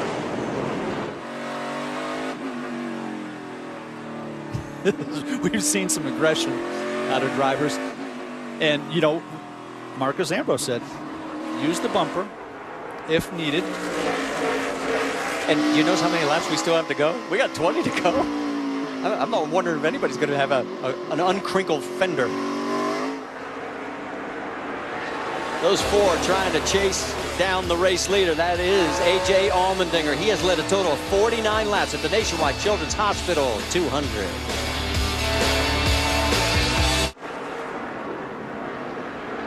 The last few laps here at Mid-Ohio Sports Car Course have been an adventure for the 9 of Marcus Ambrose. Let's go back, and right before we went to break, keep an eye on all this action on the top right of your screen as they go 3 wide. Into turn 2, preferred line, down low, takes the position from Sam Hornish. But a little later, you saw Sam Hornish get close enough to loosen him up, gets a great run off of turn 13, and completes the pass down here in turn 1. But watch the 30. There's a rule when you come off pits that you got to have all 4 under the white line, but you can do anything you want under green. Amazing. But things didn't end so well for Marcus Ambrose. That's Owen Kelly on the inside. And Marcus, with this spin, drops all the way back to 12th. And guess who the car is right in front of him? You aren't going to believe this, folks. The 32 of Kyle Larson. There goes Larson right by him. Now remember when he was 3 laps down as of the contact on lap number 1? Yeah, amazing comeback. He has just done a magnificent job of coming back. And there's the cycle on Marcus for the last 4 laps. Well, he's used up that race car, that's for sure. 17 laps to go. Rick, what do you got on the 9 car? Well, he didn't say a lot about the spin. They are a little concerned because they said they've got a little bit of grass on the grill, so they've told him to watch the water temperature. The big problem now is he's got to really use a lot of gas, be really aggressive to get back up front. He's not going to have any fuel if we get into a green-white checker situation. He last pitted on lap number 57. You know, Rick makes a great point, which leads me back to the fuel mileage issue. Said the drivers need to get to lap 56. Most of them pitted on lap 57. But they had 10 caution laps during that segment. In this segment, they only had to go 34 laps, but they've only had 3 caution laps. I can guarantee you some crew chiefs sitting on the box hoping for a caution. Especially if we go green-white checker. With the contact that we've had today, that is a very likely possibility. Sam Hornish Jr. is now back into 3rd place after getting around Ambrose, which I showed you just a few laps ago. That is Owen Kelly right behind him in 4th, and Nelson Piquet Jr. in 5th. A handful of the drivers did go and squeezed an extra lap out, so you're looking at somewhere between 32 and 34 to finish. But to your point, Marty, green-white checkers here, several miles. All right, let's check in on Austin Dillon. There he is. He has worked his way back up to the 18th position. Let's listen into the radio. They want to know how the caution is, how the car is. Come on. It really matter? Yeah, it does. We're going to have a caution here. You're going to get back up there. Come on. Keep getting digging. You got to do what you got to do here when you get to somebody. Man, let me drive. Shut the hell up, everybody. We'll be fine. Okay. You know, that reminds me of how I behaved when I was in my early 20s, because as a driver, you're just not as tolerant, you know, when you're young.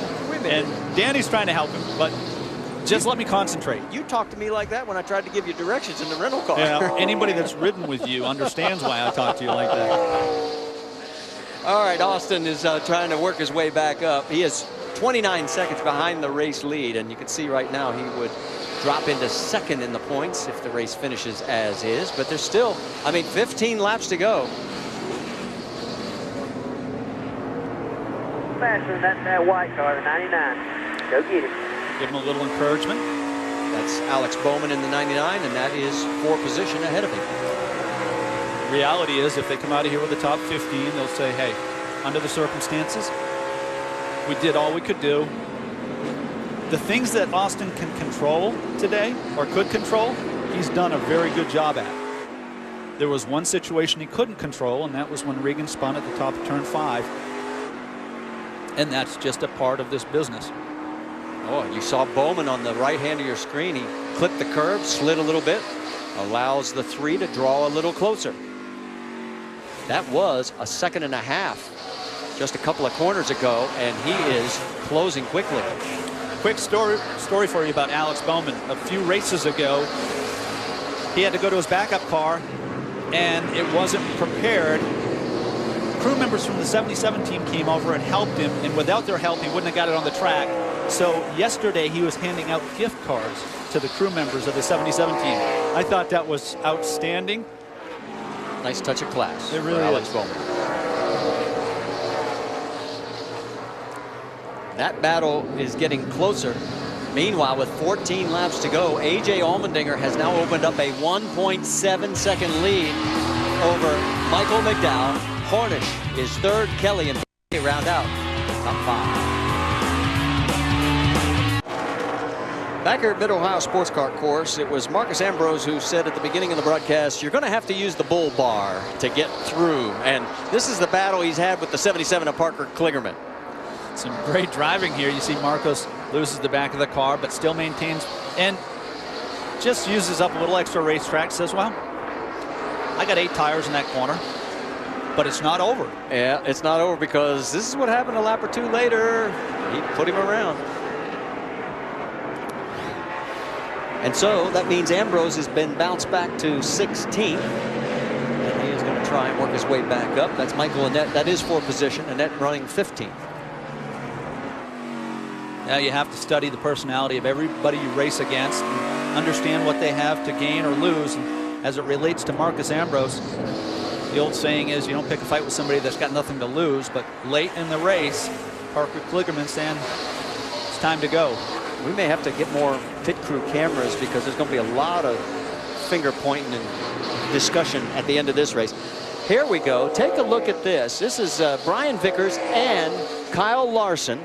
They are battling for position. Remember, Vickers had the cut tire, and on lap 1, the 32 of Larson got punted. He ended up 3 down thanks to 2 lucky dogs and 1 wave around. He ends up on the lead lap, and here he is, 10th. It's amazing. And, you know, he's been inspiring all year because he races 20 years ahead of his age. He uses great sense. What happened to him on lap 1 was absolutely had nothing to do with anything he did wrong, but he came from 3 laps down to reasonably finish with a top 10. Now, at 21, would you have looked for retaliation if it had happened to you on lap 1 rather than just calm down and run the race? That's what makes him special, you know, that he has the ability to close. He has the ability to finish races. Usually you have to learn the hard way. And he reminds me of Jeff Gordon. Jeff Gordon, early on, just seemed like he was ahead of his years, used good sense. You can draw comparisons to Kyle Larson with a lot of great talent by what he does behind the wheel. But I like what he does above the shoulders. Mike, what do you got for us on the 32? I just want to add to what you're talking about, Ricky, and just that maturity. You could hear it throughout the course of his day. I mean, the radio conversation between him and Trent Owens is all about being patient and just, at one point, Trent just told him just to ride around. And so he's just been focusing on doing his job, and lo and behold, keeping the car between the lines. He's found himself battling for a top 10. And I want to also say something. You compared him to Jeff Gordon. Well, he's been in the news this week. A lot of speculation that maybe, just maybe, he'll take over the ride for Juan Pablo Montoya next year. He would not confirm that, said he'd be interested in it, but I talked to his crew chief, Trent Owens, and Trent said, I would absolutely support it. This kid is ready. I love to see young guys drive the wheels off the car, and they have no idea how ugly the car looks, okay? He gets the ugly car contest. He wins that hands down. Reminds me of Jeff Gordon winning at Darlington early in his career. The next day, Ray Evernham calls and says, come on over and look at this car. The car was wrecked, but Jeff didn't know till he got out of the car. 10 laps to go, and A.J. Allmendinger is looking to bat 1,000, go 2 for 2 in the road course races this year. Here are the winners in the 22 this year. 7 wins in the last 15 races. Brad Keselowski has the majority of them with 4. Joey Logano has 2. A.J. has the one back at Road America, and he's looking pretty good right now. He's 2.3 seconds ahead of Michael McDowell with now 9 laps to go. Seems pretty obvious, doesn't it? It's a good race car, it's a good race team, and he's got a good man at the wheel right now.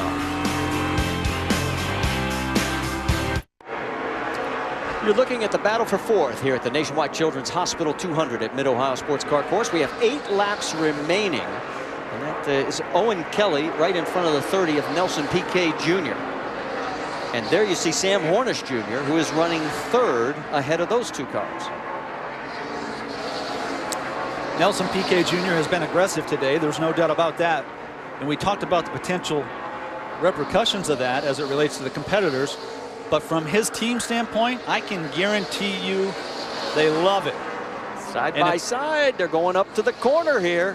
Yeah, he's not in the preferred lane here. He's on the outside, but could do a crossover. Not enough speed through the middle, Marty, but Nelson can bring this top 5 home. It'd be a pretty good birthday present for his dad. Turned 61 today. Happy birthday to Nelson Sr. One of the legends of road racing. 3-time Formula One world champion. He could drive. Well, this battle has calmed down a little bit, as they've now got about a car length between them. It is a 1.9 second lead for A.J. Allmendinger. You know, despite all the action that we have seen and the 6 cautions we have seen, Allmendinger has had the best car in the field. He's led a race high 62 laps. No one else is even close to double digits. At this point, it's clearly A.J. Allmendinger's race to lose. He's controlled most of the event. He's done a great job. And then there's Austin Dillon, who was really making something out of nothing from a few laps ago. And that's important because that's for position. He moves around Michael Annett. That moves him up to 16th, another valuable point. Yeah, and he is using it up. Let's check in on Justin Allgaier in 8th, Vickers in 9th, Kyle Larson in 10th. This is getting good. Justin Allgaier was in the dirt, and all these drivers, all 3 of them. Say that all 3 have had issues today, and here they are in the top 10. Great comebacks. Yeah, it is. It's amazing. It's a testimonial to what's required to win a championship. And if any of these 3 finish in the top 5 in points, or all of them finish in the top 5 in points, they can go back to this race as having contributed to it. The opportunity to lose 20 points certainly existed for all of them. Not a single one of them ever gave up. That's been the real key, as they have battled their way back.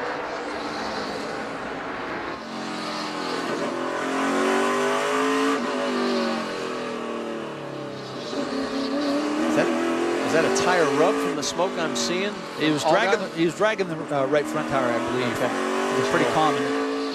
At this point in the race, the tires are worn, have a really difficult time stopping. You see when he hit the apron, same thing. Oh, got a little loose coming over 9. Tires, and it's going to cost him. Tires have a lot of air pressure. They're not very forgiving. And if you do carry too much speed into the corner, you're not going to be able to get back online. Oh, Regan Smith with some trouble over in turn 10. Yep, and he has got damage to that wonderful paint job by 6-year-old Hannah Hiller. It's amazing how many cars we've had off track, but no cautions. 30 car of Nelson Piquet Jr. And let's listen in on the radio. Chris, I think we're running out of fuel. Say what you can. We're ready. We're ready. Say what you can. He's calling it to crew chief Chris Carrier, saying he's running out of fuel. Yeah. And at this point, Marty, with more than 10 miles to go, that's not going to be good, because the only reason that he might have a hiccup is if the carburetor's acting up. But typically, if you're getting low fuel pressure on the left-handers, it's a matter of time before you run out on the right-handers. Well, you can see where he's coming up. This is in towards turn 10 and then into the carousel, and he has to make a decision. Does he stay out or will he pit?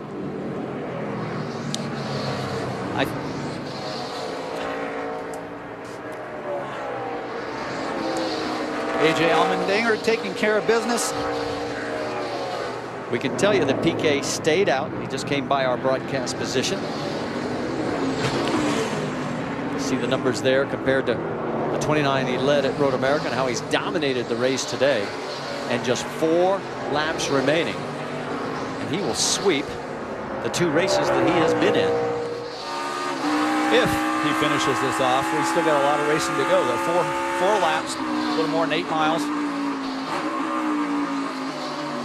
Boy, AJ's done nothing wrong today. Had a superb run. And he told me right before the race that he really didn't know what to expect. If you got back in traffic, you were going to take a lot of risk. Hadn't been in a lot of traffic. Well, and I love what he told me yesterday when we talked. He said this is a bull ring dressed as a road course. That's great. And if you make a 2-inch mistake, it turns into 4 feet at the other end. Yeah, that's an excellent description. A bull ring disguised as a road course. And look at his car.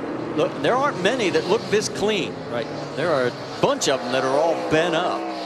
What I appreciate about AJ, same thing that I saw at Road America. Even though he has a comfortable lead, you still see the back of the car kick out because he drives so hard. There's second place Michael McDowell, and that's the difference. It's 2.2 seconds right now. And we have 3 laps remaining here at the 2.25 mile Mid-Ohio Sports Car Course. Let's drop back to see the gap to third. Sam Hornish, he is 4 seconds behind second place McDowell. This would be a 6th consecutive top 5 for Sam Hornish. And he sure has capitalized on the road courses. He certainly has. And right behind him, the 54 of Owen Kelly, as he has done a very nice job with this Joe Gibbs racing machine. Remember, this car and the 22 are in the Owners' Points Championship. And that battle right now, the 22 would take the lead as they stand by 3 points. We're hearing Nelson Piquet Jr. still talking about fuel issues on his radio to his pit. Shannon? That's right, Marty. You heard him say he thought he was out of fuel a few laps ago. Well, this just in over the radio. Fuel pressure problem again. I'm going to try one more lap. And the guys are on the wall, but they're just telling him to watch it right now, to slow down his laps and just try to keep it out on the racetrack. You know, there's another component to this, which is if he's having this problem, you find yourself watching the fuel pressure gauge, which really all it does is confirm what you're feeling. But it can be so distracting that you can go offline, you can make a mistake under braking, miss your markers, and it results in you leading yourself right off the track. That's one of the difficulties of having the distraction of this. He's got 2 laps to go, 4.5 miles. And does he have enough fuel? He has a 6-second lead over Max Pappas, so he can afford to back off a little bit. Let's go back and check in with A.J. Allmendinger, as he is got a lap vehicle between he and second place Michael McDowell. And McDowell looking for a career best finish tire. He was second back at Road America 2011. AJ appears so relaxed in 2013. You know, he's had a lot to celebrate. First NASCAR win. He led the Indy 500. And I really like the way he presents himself. He's so composed out of the car and fun to be around. Well, here's the interesting thing. Look at all the traffic that he's coming up on as he's approaching the white flag lap. And there goes a car off into the sand trap. That is Kenny Habul again. He has had several issues. And caution is out. That is a game changer. We've got several teams with fuel issues in terms of, you know, can they make it with a green-white checkered? And you can almost see the disgust in AJ's eyes. He had been saving fuel. And look at this. You hear anything? I don't hear a thing. He shut the engine off as soon as he heard the caution came out. Well, the part I liked, and I felt bad for him because you could see him hit the front of his helmet going, no, I can't believe this happened. Be cool. Just be cool. Save all you can for me here, please. Oh, this will test a driver like nothing else, because the things that a driver can control, the driver will take head on. But the things the driver can't control, like when a caution falls and there's only a lap to go, will drive you crazy. You got to be careful he's not distracted by it. Shannon, what do you got on the 22? Well, immediately over the radio, 3 words: save, save, save, as you heard Jeremy Bullins tell him. But guys, remember, at Road America, he was able to go through 2 green, white checkered finishes in order to get that win. So certainly dealt with a lot of pressure in that race as well. Mike? Crew Chief Matt Luke is saying just about the same thing, Shannon, telling his driver to, quote, aggressively save fuel. And you can hear the disappointment almost in Michael McDowell's voice when the caution flag came out. He was hoping that they would allow them to at least take the white flag. It sounds like they are very concerned about having enough fuel. Their last stop was on lap 58. In fact, as we look at the replay, and yeah, they go, oh, no, this can't be. Had he taken the white flag, the race would have been official, right? And he was how close to doing that. So, the other thing to think about is that sometimes cautions do lead to other cautions, and it's not unreasonable to think we could get a couple of these green, white checkers. The guys that are in the best position fuel-wise are back in 8th and 9th.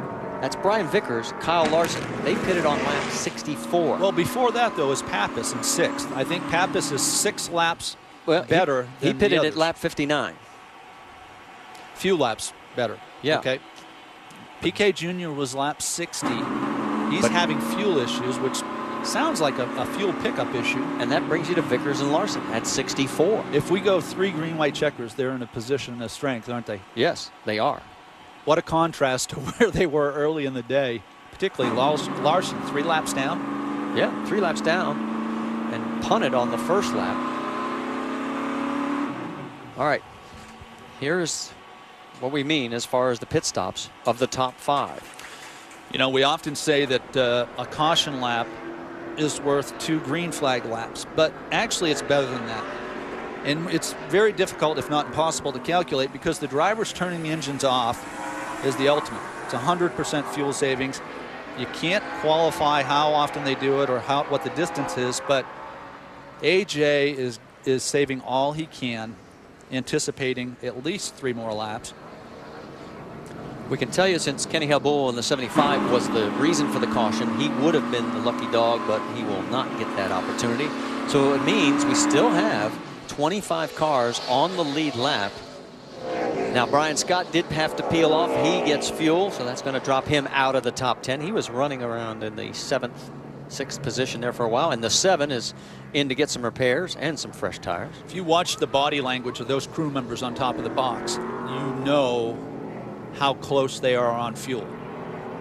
And I'm not sure we're going to go, we'll know in turn 7 if we're coming to the green. But I can assure you these guys are hoping that we're ready to go. Oh, it's going to be close. Not much a crew chief can do at this point, is there? No, there really isn't. And, one of the agonizing aspects of this for the driver is rolling around thinking about it. Once they throw the green, you're all in. But rolling around here trying to save fuel, you think about all the ways you can lose this thing. I like AJ's odds on the restart. He's 4 for 4 when he's been in the lead, being able to maintain it. Don't rule out if one of these cars gets a little low on fuel, a hiccup coming through the gears. Yeah, think back to Montreal last year. You and I were there. That's right. Looked as though Jacques Villeneuve was in great shape. Ran out of fuel in the number 22 on the last lap. Yep. So it could happen to a number of the cars here. Again, just listen. AJ's coasting as much as possible.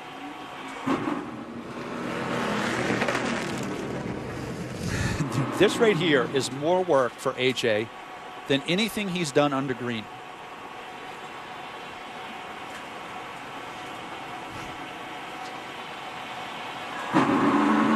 All the years of racing, you never really perfected this. This really wasn't part of the playbook. You make it up as you go. The things that he can control under green, shifting, going through the 13 turns, he's been as good, if not better, than anybody in the field. But is he going to have enough fuel? All right, they're coming up on pit road. We're going to stay on this shot, see if anybody peels off that they're on fumes and need to come in. PK did not come. He stayed out. What would concern me about the 30 car, and I'm not surprised that Nelson Piquet Jr. didn't pit, because at this point, why would you? 77 and 9 are, and they got little to lose. But Nelson Piquet Jr. obviously could stumble on a restart. Rick, what do you got on the 9 car? Well, what they're doing right now is anticipating the possibility of several more. They're preparing for 2 or 3 more right here. They could potentially have made it all the way through this green and white checker, but they're thinking, what if there's 3? Let's be ready for the 3rd one. Yeah, Mike? interesting point. And Rick, same plan for the 77 team and Parker Kligerman. 4 tires and fuel, preparing for this race to go a little bit longer than anticipated. They're away, but they're ready for some overtime racing. 7 also in, as this will be the first official attempt when we go back to green flag racing for a green-white checker. Marty, I look at the top 5 drivers right now, and I see Sam Hornish as having the greatest risk. And the reason is because of the 5 drivers in the top 5, he's the only with a chance to win the title. Running out of fuel would be devastating for Sam Hornish. All right, let's recap what has happened throughout the day here at Mid-Ohio in the inaugural running of this race. This was lap number 1 when the 30 of Piquet takes his teammate right into the barrier on the very first lap. And then it was the 9 of Marcus Ambrose, started back in the back of the field, moved forward. So did the 3 of Austin Dillon. Austin Dillon did a great job. Again, the things that could control. And then you got A.J. Allmendinger making the first pass for the lead. Gets a piece of Michael McDowell. Finishes. And he has led 70 laps today. Ambrose had a tough go on the first round of pit stops because he barely got out. And then he gets a little bump. 6 car just giving a little reminder. Don't touch me. Then on the restart, the 12 of Sam Hornish Jr. gets around Max Pappas. Pappas has stayed out at that point. And then here is where the 11 of Elliott Sadler turns the 7 of Regan Smith, and that goes maybe back to Loudon, as we pointed out a little bit earlier. And here is the 22 of Allmendinger taking the lead from his teammate, Sam Hornish. And then this is where Justin Allgaier does a little pirouette into the sand trap with a little assist there, and he managed to come back. And then the 30 of Nelson Piquet and the 77 Parker Kligerman get together. Piquet goes around. Then Owen Kelly gets a little wide, decides to go agricultural. Yes, survives it. It's amazing how many drivers have been pointed in the wrong direction and rallied back to be in the top 10 right now. Well, and we can point out Kyle Larson is back up to 8th. He got 2 lucky dogs and then 1 waiver round. Here we go with the first attempt at the green-white checker. It is Allmendinger, McDowell, Hornish, and Kelly. Perfect start by A.J. Allmendinger. Sam Hornish with the position. Piquet trying to use that pit lane again. He does. Piquet made a bold move there. The net was not much, but you see Owen Kelly thinking about 3 wide, thinks better of it. Side by side with Hornish there. Hornish has to be careful. You talked about it. He has so much at stake with the championship, and he's pushed off track. 2 tires off on the dirt, back on the racetrack. Now he's got to be defensive as he grabs 4th gear down into turn 4. Something's wrong with Allmendinger. Allmendinger stumbles a little bit there. I can't tell whether he was shaking the car trying to get fuel pickup or if he had a bit of a steering issue. He's back under power right now. We'll keep our eye on it. Oh, what a gut-wrenching feeling if you're leading the race all day long. Look at this traffic here, the battle for 2nd. Owen Kelly pressuring Michael McDowell. This is where you earn your money. You know what you do is you try to ignore the mirror. You ask your spotter to help you out. Keep me safe. Tell me if he's looking inside or out, but I'm going to be looking in the front windshield to hit my marks and run 2 of the best laps I've run all day long. Into the carousel. This time by there will be the white flag. And it looks like it'll come down to just 1 green white checker. Big lead. The 30 car finally runs out of gas after struggling for a half dozen laps. And the 54 spins. Oh no, the owner's championship for Owen Kelly, and that 54 team is in the sand out of turn number 1. Owen Kelly had made no mistakes all day, but the one mistake or whatever happened there cost him greatly. Oh, they're getting really clustered up here from 3rd on back. Kelly trying to get out, but it's going to cost him a ton of points in the Owners' Championship. And look at further back, the battle for fourth. As that is Vickers trying to get his 6th straight top 5 at the expense of the 33 of Max Pappas. The drivers aren't going to give much. Boy, Pappas is not giving him any quarter. There's Kyle Larson in the mix, as well as the 11 of Elliott Sadler. It's the last lap. Everything's for keeps. Every position's a point. You're really narrow-minded. You're selfish. You're thinking about yourself. If you're going to use up a driver, it will come here in the last lap. A.J. Allmendinger, if there's justice, is being served because he's led the most laps. His car is nearly perfect. He's coming through the last corner. There goes the 53 of Andrew Ranger off course, but coming through to take the checker flag. Great job, dude. A.J. Allmendinger. 2 for 2 on the road courses, and contact as a number of cars are streaking for the stripe. Sweeping all road course races. Bad to the ball. Great job. That 22 team has been amazing. Way to go, guys. Good job. A.J. Allmendinger, 2 road course wins. Congratulations. He is batting 1,000 in 2013 on his Nationwide Series rides, as he has won at Road America and now wins here. Look at him. He knows how important that is. Crew Chief Jeremy Bowens has won with how many different drivers now? I mean, that's quite a compliment to him.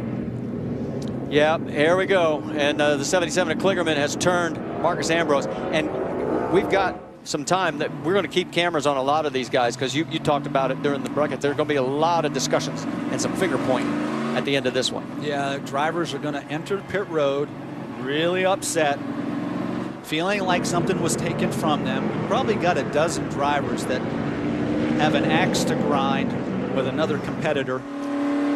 That spin by Owen Kelly dropped him all the way back to 23rd. What it has done to the Owners' Championship points means the 22 car now has a 22-point lead. Oh, yeah, that's a tough pill to swallow for the 54 team. J.D. Gibbs, Kyle Busch, and everybody that worked so hard on the 54 team, and they obviously do a remarkable job, but lost a lot of points in the last lap. Ooh, the 32 was a little upset also. Well, and that happened on the last lap where Larson ended up, he turns him. And Larson ended up finishing 14th after being in the top 10. Did Max have his window net down? I think he was putting his window net down there. You know, there's a fine line. I understand the aggression, the frustration, but there is a limit. And I don't like to see, when the driver's putting the window net down, getting turned. Well, here comes your race winner. And while we wait to talk to the winner, let's check in with Shannon Spake. All right, Jeremy, let me take a look at these fingernails. He did not bite his fingernails all the way down. I mean, we heard the emotion on the radio when that caution came out. For you, what's the key in keeping your driver mentally focused during that time? Yeah, it's really close. I mean, you know, you get down to a situation where one more caution is going to take you out of your window. So you're just hoping that it doesn't get to that point. And he's done a great job all day. This discount tire Mustang was phenomenal. Congratulations to everybody at Penske Racing. Winning every road course race this year is awesome. Great work, great cars. AJ did an awesome job. 8 wins, 3 different drivers. The constant is you and this team. What does it mean to you to give these drivers an opportunity to win every weekend? It's not me, it's a team. I mean, it's the guys at the shop building good cars. It's just a group of road guys. It's just everybody coming together, working hard to bring in good cars to the track. And we know if we bring good cars to the track, we put good drivers in it, this is what can happen. This will be a good celebration for you. Go have fun. Absolutely, thank you. Guys? Did you see the way he just picked him right up and brought him up to the wall? The celebration begins as A.J. Allmendinger celebrates with his crew right on the front straightaway here at Mid-Ohio. A.J. feels like Hercules right now. All right, maybe the best thing that happened to Nelson Piquet is running out on the track, because nobody can get to him right now. Oh, you know, again, his team appreciates his drive and, you know, the way he went about his business. They're the beneficiary of it, but he's going to take a little heat from some of the competitors.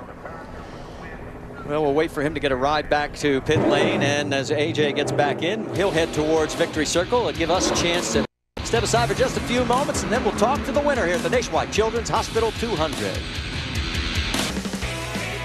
Well, we had a ton of action on that final lap of the green-white checker. There's the victory lap by A.J. Allmendinger. For example, Kyle Larson, at the incident that he had with the 33, put him back to 16th. Austin Dillon also spun on that last lap. He ends up 21st. The guy who ended up second is with Mike Massaro. And a great run for Michael McDowell. He started on the pole, came home second today, but I know you wanted that victory.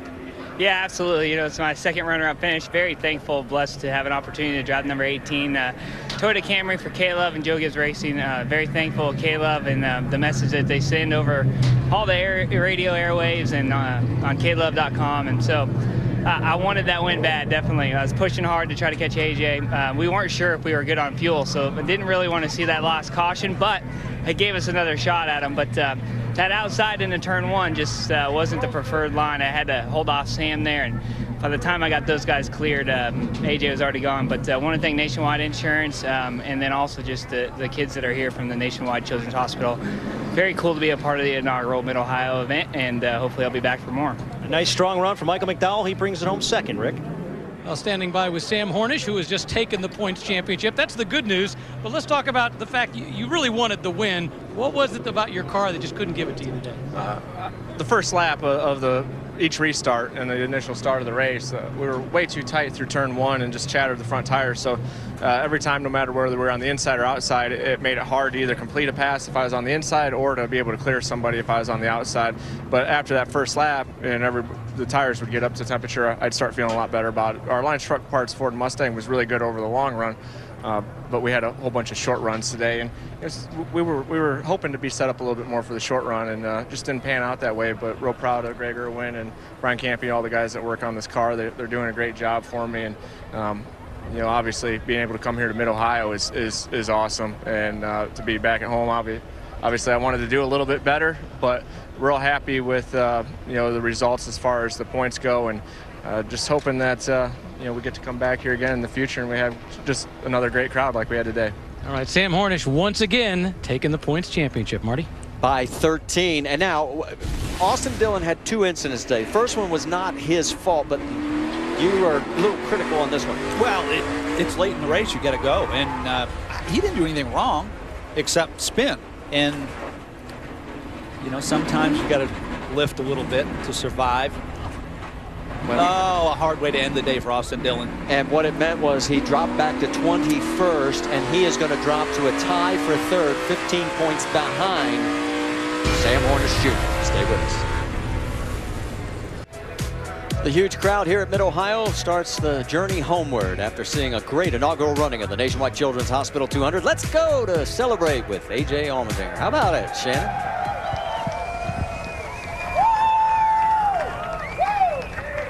And it is raining Miller Lite here at the Mid-Ohio track. AJ Allmendinger, these guys could not be happier for you. But AJ, the caution comes out, and we literally saw you slump over inside your chair. What did you think would happen when we went back to green? Well, this car, this discount tire Ford was just, like Road America, awesome on long runs and just short runs. It was slick, and this is a place that they can easily move you out of the way. So I was nervous. I saw it for a whole lap coming. The lap traffic ahead of me, I was like, this is too easy right now. Something's going to happen. But I can't thank everybody at Penske Racing, Jeremy Bowens, this whole 22 team, Ford, Doug Yates, everybody at Roush Yates Horsepower. The motor was awesome. Nationwide for everything that they do for this series. We had Nationwide Children's Hospital here. All the kids that are here, just an inspiration. And just everybody at the whole Penske organization gives me this opportunity. Just everybody. We had the Shell Pennzoil in-car cams, so I have them back on board with me. It was awesome. Just everybody that supports this whole race team, this whole organization, the IndyCar side of it, all the sponsors, Discount Tire. I think I might be done. I'm 100% for you guys, so I'll come back. I'm just joking. We saw the little wiggle come into the white flag. Was that just for dramatic effect, or did you feel something going on with the fuel? Where? Here? No, I was just loose. The thing was, you know, just you run around under yellow for so long, and there's so much tire buildup from all on the edge of the racetrack from all the excess rubber, and so it was basically just loose for a couple of laps, and that's what for the first 3 or 4 laps I would struggle, then I'd really get going, and after that it was just awesome car to drive, like Road America. This is a dream come true, and just I think What are they at 9? Jan, what are we at 9? 8. 8? Is that what it is? You got 8. Roger said he wanted 10 or 11, so I got it. I'm glad I could add a couple. And for Penske to sweep all 3 road courses just shows how good these cars are. Brad last weekend. I just feel so fortunate to get the opportunity. So thank you, Roger. I won't kiss the camera this time, but thank you so much. Everybody back at the shop, Cup side of it, Nationwide side of it, IndyCar side of it, everybody. Thank you. Great job. A.J. Allmendinger brings us 22 to victory lane for the 8th win of the season, the 2nd career Nationwide win for A.J. Allmendinger. Marty? 22 car has won 4 of the last 5 races with 3 different drivers. How about the calendar? Let's talk about 11 o'clock tonight, Eastern Time, on ESPN2. We've got NHRA qualifying at the Lucas Oil NHRA Nationals. Pure Michigan 400s tomorrow. Coverage begins with Countdown presented by Pennzoil. That starts at noon Eastern, right here on ESPN. Lucas Oil NHRA National Finals at 9 Eastern, that on ESPN2. And then our next stop, next Friday night under the lights, it's, Bristol, baby. NASCAR Nationwide Series, 7 Eastern on ESPN. Let's check in with Rick DeBrule. Yeah, standing by with Max Pappas and his son, who's climbing in here. First thing you did when you got out of the car is you went up and gave a little hug to Brian Vickers. Explain why. I mean, it was a great race for the Rim Menard. Finishing 4th today was actually the best we could. It came down a little rough with the green-white checkered. Got really disappointed with Kyle Larson. He spun me out after the checkered flag. I would have not, roughed him up if he would have not pushed me off on the one to go. But with Brian, we came down in the backstretch, raced really hard, but I felt that we had a great race. I love, Brian is a great competitor, and it's fun to race with him side by side. And besides this, really proud of all the effort I had this year in my Menard Chevy. And thanks, Mr. Childress, for the great opportunity. Sorry I couldn't give you a win, but we got pretty close. All right, well, let's talk about your coaching role here, because you're not just here as a driver. You've been here as a coach. Austin Dillon, some of these other guys. Are you satisfied with your students? I mean, when I saw Austin right behind me with 15 to go, I felt that he's been doing a great job. I'm really proud of how he's growing up as a person. On the track, he has an enormous amount of talent, and everyone is seeing that. And I think that we're going to head to Michigan tonight. And as I always said, more than a coach, I'm like the guy that I always wanted to have right on my side. And that's what I'm for Austin, and I love him to death, and I hope that he's going to achieve all the goals that he deserves in the future. And guys, if you're listening, he's not getting this because he's the grandson of Mr. Childress. He's just a bad to the bone guy, trust me. And coming from Max Pappas, that means a lot. Mike? Despite a ton of adversity, Brian Vickers managed to bring his car home inside the top 5. A flat tire, damage on the nose of the car early. How were you able to get it inside the top 5 at the end of the day?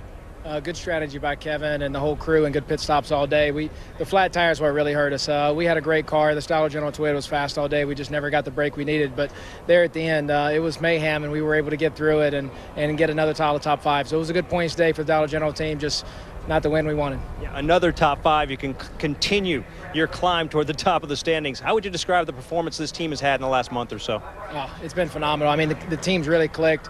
If we could just have a few things go our way on the racetrack and not have the flat tires and the mishaps, I think we'd be in victory lane more often. But even considering all of that adversity, to still come away with a string of top 5s is good. We just got to keep doing it. And that string of top 5s is now at 6. Absolutely right. As we take a look at the ticket to the race Friday night, August 23rd, NASCAR Nationwide Series is at Bristol. Our coverage begins at 7 Eastern. For tickets to that event and other upcoming races on the schedule, just go to NASCAR.com/tickets.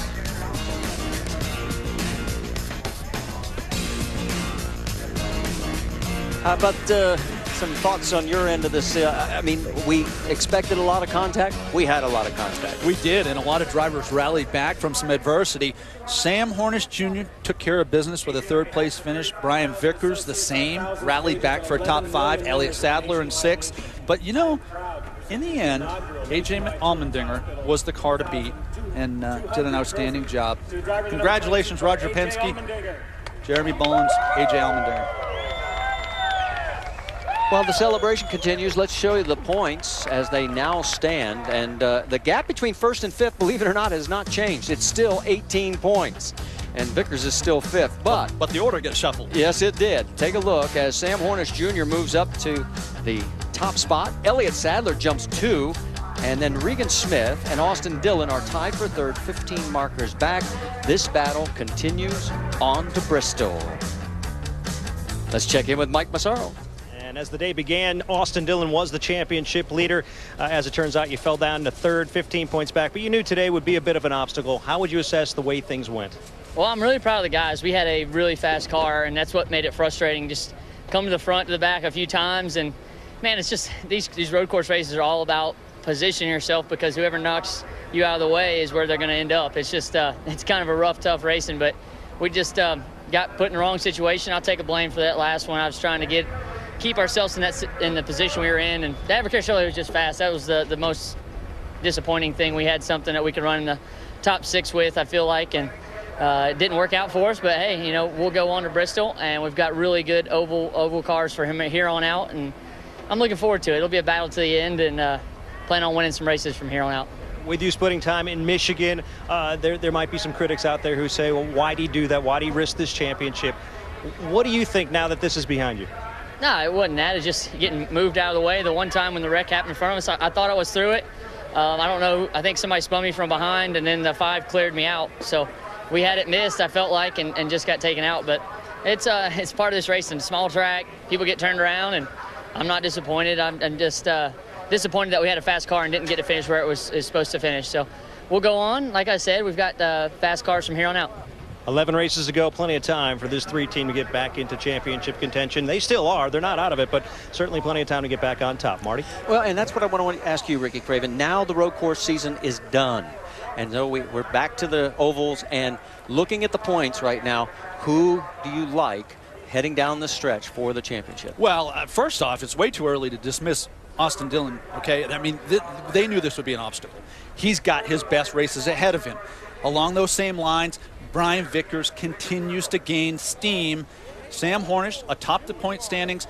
I maintain somebody still has to step up and say, it's mine. I'm taking this championship, and I haven't seen that yet. I'm still amazed at Vickers now with that streak at 6, and that's what they've talked about. If we can just keep top 5 in them to death, we can win this championship. Regan Smith has had a battle the last couple of months, but he seems to be getting things in order. At some point, the driver that wins the championship is going to convert these top 5s to wins. And the one thing I go back to, we're going to go to a bunch of combination races here, and the only driver thus far that can match drivers like Kyle Busch has been Sam Hornish. The 1.5 mile tracks, he's been able to, you know, he's set the bar for the regulars in the Nationwide Series. So Sam being in the point lead has to be a little bit of a concern. So basically what we've just proven to you is we really don't know, and nobody knows. And you got to tune in next week when we go to Bristol and right on down, because there are 5 guys that all have a legitimate shot at this championship, and it's just going to be who makes maybe the fewest mistakes, right? Well, to your point, Marty, you know, we get new names at the top, it seems as though every other week, but the gap back to 5th hasn't changed. And I say, at some point, it's going to be a little more obvious. A driver and team is going to step up and knock down top 3s. I just don't know which one it is. All right, well, I'm going to put you on the spot right now as we head to Bristol. Who do you like?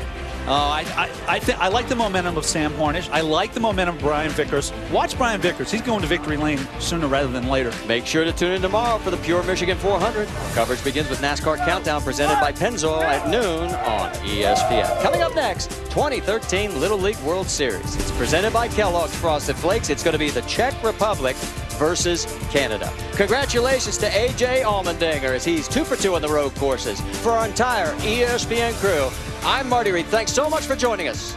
Till we meet again.